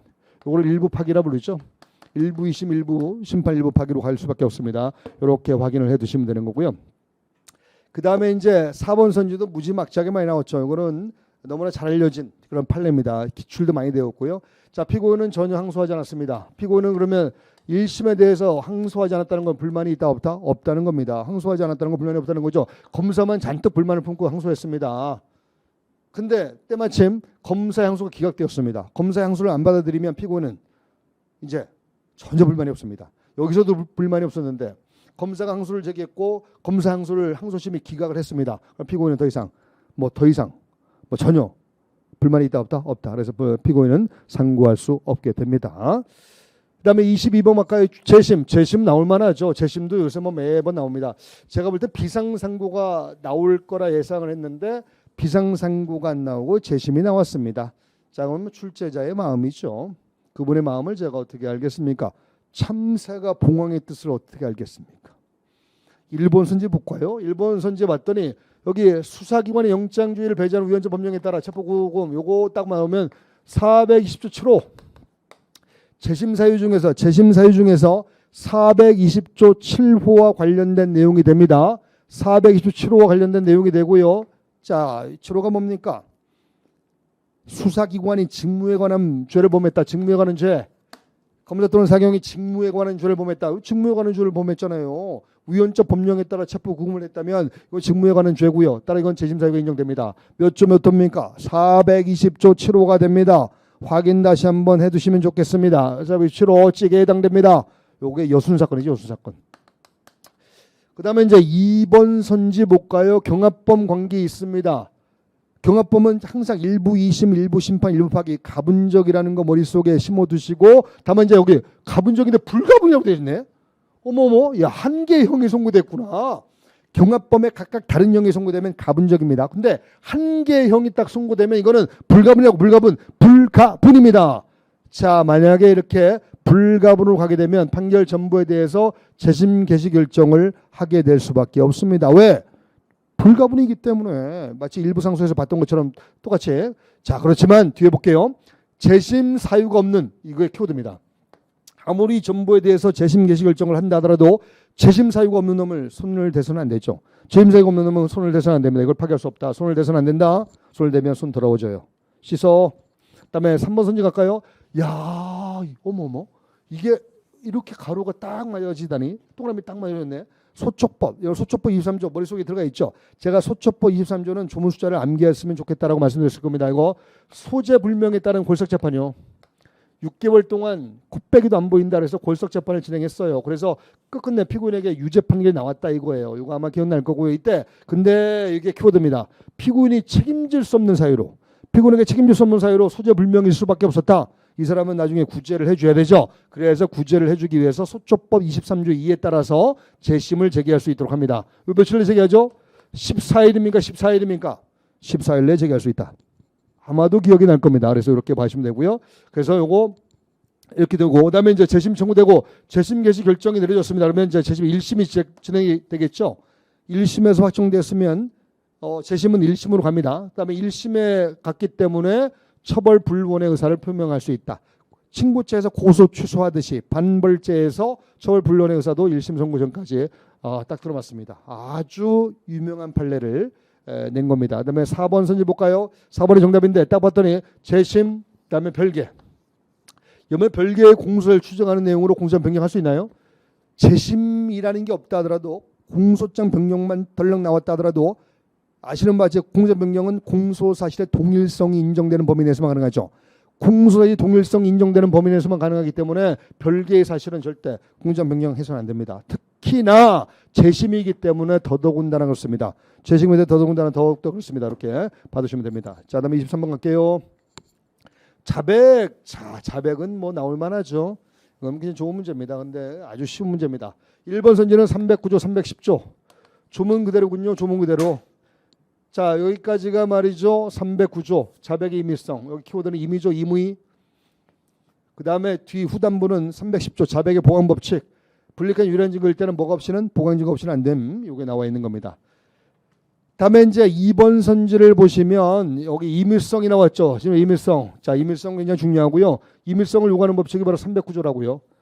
자백 배제 법칙이 바로 임의성을 요구하는 법칙 아니겠습니까? 임의성을 다투면서 이러이러했다. 이럴 때는 재반 사정을 참작해서 잘 판단하자. 재반 사정만 나오면 거의 다 맞는 지문입니다. 뭐 재반 사정 나왔다고 해서 틀린 지문하면 감정 유시의 대상이 되는 거 알죠? 정신병자 되는 게요. 그러면 안 돼요. 자, 그다음에 이제 3번 선지 갈까요? 이거는 이제 310조 관련해서 310조 자백의 보완 법칙에서 보강 증거 있잖아요. 웬만한 건 다 보강 증거로 받아들입니다만 자백은 자백으로 보강할 수가 없습니다. 따라서 여기 봤더니 범행을 자인하는 걸 들었다는 표현 앉아 진술 내용. 자, 이거 키워드 자인이요. 자인하는 걸 자백이라는 뜻입니다. 자백하는 걸 들었다는 표현 앉아 진술도 내용인 즉은 자백이죠. 아무리 형식적으로 자백에는 포함되지 않는다 하더라도 여기까지 맞아요. 형식적으로 피고인 아닌 자의 진술이기 때문에 형식적으로 자백에 포함되지 않는다 하더라도 내용인즉슨 자백이라고요. 자백은 자백으로 보강할 수 있다 없습니다. 자백은 자백으로 보강할 수 없다. 형식적으로는 자백에 해당되지 않는다 하더라도 내용을 들어봤더니 내용 자체가 자백이요. 자백. 따라서 자백은 자백으로 보강할 수 없다. 정답은 3번이 되고요. 그다음에 4번 볼까요? 또 임의성 나오는데 임의성. 임의성에 대해서 아주 중요하기 때문에 임의성은 직권을 조사해야 되고요. 만약 임의성 인정되지 않는다. 임의성 인정되지 않으면 증거 파트에서 완전 추방시켜버립니다. 완전 추방이요. 완전히 추방. 따라서 증거로함에 동의한다더라도 증거 능력이 있을 수 없고요. 그다음에 탄핵 증거도 사용할 수 없습니다. 증거 동의나 탄핵 증거는 다 전문 증거만 사용하는 거 아시죠? 그다음에 24번 갑니다. 뭐 급하다고요? 예, 급해요. 빨리빨리 해야 됩니다. 오늘은 세러데이 토요일입니다. 여러분들 황금 같은 주말에 나와서 공부하는 게 쉽지 않은데 이렇게 해설 특강 듣는 여러분들 대단한 칭찬을 올립니다. 자, 그다음에 요 다음 설명이 옳지 않은 것은 이것도 봤더니 주제가 없네요. 근데 1번 선지 봤더니 이제 주로 공소장 변경에 관한 문제네요. 변경 절차 없이도 피고인에게 뭐 크게 문제될 거 없는 거, 피고인에게 실질적으로 불이익을 입힐 우려가 없다면 변경 절차 없이도 심리 판단할 수 있다. 이럴 때 그 죄가 그 할 수 있는 경우 수가 선택지가 여러 개입니다. 여러 개일 때 키워드가 여러 개예요. 여러 개일 때는 법원이 함부로 혼자 판단해서는 안 됩니다. 왜? 법원의 심판 대상을 잡는 것은 검사의 몫입니다. 법원의 심판 대상을 잡는 게 검사의 몫이기 때문에 법원이 자기 마음대로 이거 손을 대서는 안 됩니다. 선택지가 여러 개 있을 때 검사에게 선택의 기회를 줘야 됩니다. 그래서 법원이 임의로 선택할 수 있다 없다? 안 됩니다. 검사에게 성명을 구하고 검사한테 기회를 주고 나서 그리고 판단해야 됩니다. 왜? 법원의 심판 대상을 잡는 것은 누구의 몫이라고요? 검사의 몫입니다. 그다음에 2번 선지 갈까요? 2번 선지는 동일성이 인정됩니다. 그러면 허가를 해야 됩니다. 근데 허가하지 않았습니다. 나빠요. 일단 배드요. 나빠. 허가하지 않았다. 나빠요. 나쁘긴 나쁘는데 항고하여 다툴 수는 없습니다. 왜? 403조 1항에 따른 판결 전의 수승 절차에 관한 결정. 403조 1항에 따른 판결 전의 수승 절차에 관한 결정입니다. 판결 전의 수승 절차에 관한 결정이므로 항고할 수 있다 없다? 없다가 됩니다. 자, 이것도 중요한 판례죠. 3번 수지 갈까요? 동일성이 인정되지 않은 이유로 동일성이 인정되지 않습니다. 동일성이 인정되지 않으면 절대로 공소장 변경을 허가해서는 안 됩니다. 근데 법원이 착각을 해서 공소장 변경을 허가를 했다 이거예요. 위법하죠. 동일성이 인정되지 않으면 변경을 허가해서는 안 되는데 허가했다면 위법하죠. 그러면 뒤에 가서 스스로 이거를 수정할 수 있는 기회를 줍니다. 그래서 법원이 스스로 취소할 수 있다. 이것도 여러 번 나왔던 기출되었던 것이고요. 자, 이제 4번 선지가 약간은 생소해 보일 겁니다. 약간은 생소해 보이는데 충분히 우리가 이 230면에 있는 내용들을 가지고 풀어갈 수 있습니다. 여기 키워드는 차용금 명목으로 24억을 받았다가 띵거 먹었습니다. 편취했습니다. 그 다음에 이거를 투자금 명목으로 받았다가 편취하였다는 걸 바꿉니다. 자, 둘 다 편취는 똑같고요. 둘 다 편취. 자, 봐요. 편취, 사기, 그다음 편취. 양사실에 여기 A라고 하고 B라고 했을 때 A와 B가 편취라는 방법이 똑같아요. 다만 차용금을 편취했다는 것에서 투자금을 편취했다. 차용금이나 투자금은 아무런 관심이 없습니다. 관심은 어디에 있다고요? 편취에 있습니다. 사기 때린 곳에 있다고요. 편취에 있고 사기 때린 곳에 있다면 이건 동일성이 인정된다 안 된다? 동일성이 인정이 됩니다. 차용금, 투자금을 키워드 잡으면 됩니다. 이거는 아주 생소하지만 충분히 풀어갈 수 있는 문제입니다. 다음에 마지막 문제입니다. The last question. 1번 볼까요? 고소 문제. 고소는 우리가 고소하게 공부를 했기 때문에 고소하게 풀 수 있죠. 쓸데없는 소리 하지 말라고요. 자, 고소 있죠. 고소 받더니 범죄 사실을 신고하여 범인의 소출을 구하는 의사표시를 말한다. 여기 키워드 단순한 신고는 이거는 고소라 볼 수 있다 없다? 없다. 제가 보통 뭐라고 표현하냐면 고소는 강렬한 메시지를 하나 던져줘야 됩니다. 어떤 메시지? 강렬한 메시지 하나 던져줘야 된다고. 강렬한 메시지. 즉 범인의 처벌을 희망하는, 법원의 처벌을 강렬하게 희망하는 이 메시지를 던져줘야 됩니다. 따라서 단순한 신고는 고소이다 아니다? 아닙니다. 그 다음에 2번 선지 갈까요? 여기 봤더니 고소장을 제출하여 처벌을 희망하는 의사를 분명히 한 후에 고소를 취소한 바 없다면 키워드는 이겁니다. 고소전. 고소전에 처벌을 원치 않았다. 이거 고소권의 포기의 논점이거든요. 여러분 고소권의 포기는 인정됩니까? 안 됩니까? 안 됩니다. 고소권의 포기는 인정되지 않는다고요. 그래서 고소권의 포기가 인정되지 않는다면 고소 전에 아무리 처벌을 원치 않는다 하더라도 이거는 고소권의 포기가 인정되지 않기 때문에 뒤에서 얼마든지 다시 고소할 수 있는 것이고 그럼 고소는 그대로 유효하게 됩니다. 키워드 찾자. 고소전. 자, 그다음에 3번 선지 가자고요. 왜 이렇게 길어 이거? 자, 3번 선지 봤더니 친고죄에서의 고소는 고소권이 있는 자가 이러이러해서 가는 거고 소면 또는 구술로도 할 수 있고 자, 다만 이거 구술로 할 때는 조서 작성 알죠? 무조건 조서 작성해야 되고요. 이 조서는 독립된 조서일 필요가 있다 없다? 없다. 즉 반드시 고소 조서일 필요 없습니다. 참고인 진술 조서라도 아무런 문제가 되지 않습니다. 그렇죠? 이렇게 보시면 되는 거고. 그래서 증인 또는 피해자로서 신문하면서 거기에 처벌을 요구하는 의사표시가 포함되어 있고 거기에 증인 신문 조서이든 참고인 진술 조서이든 그 조서에 기록되면 적법하게 이루어진 것이다. 자, 키워드 동그라미 친 거 잘 보세요. 그다음에 4번 선지 볼게요. 4번 선지 고소 능력. 이 키워드인데요. 고소 능력.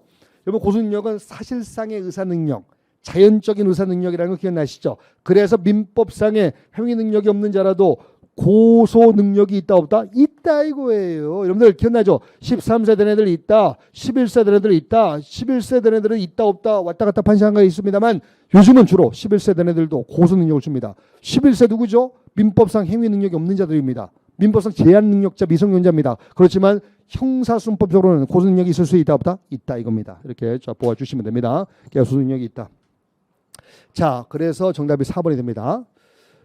다시 한번 총평을 하자면 이번 시험은 그닥 크게 어렵지 않았다. 형소법이 고득점을 했어야만 아마 평균 점수를 올렸을 것이고 그래야만 합격선 위로 올라갈 겁니다. 또 민소법도 상대적으로 쉬웠고요. 그래서 2교시 과목은 크게 어렵지 않았다는 평을 하고 싶습니다. 개인적으로 2교시 과목이 어렵다라고 느껴진 분들도 계시겠습니다만 그런 분들은 다시 한번 이렇게 내가 어떻게 공부했는가를 돌이켜 보셨으면 좋겠습니다. 뭘 탓하고 나무라자는 게 아닙니다. 우리가 뭔가 이 반성을 하고 원인을 찾아야만 또 다시는 실패하지 않는 거니까요. 그런 차원에서 말씀을 조심스럽게 드리는 거니까 여러분들 곡해하지 마시고 오해하지 마시고요.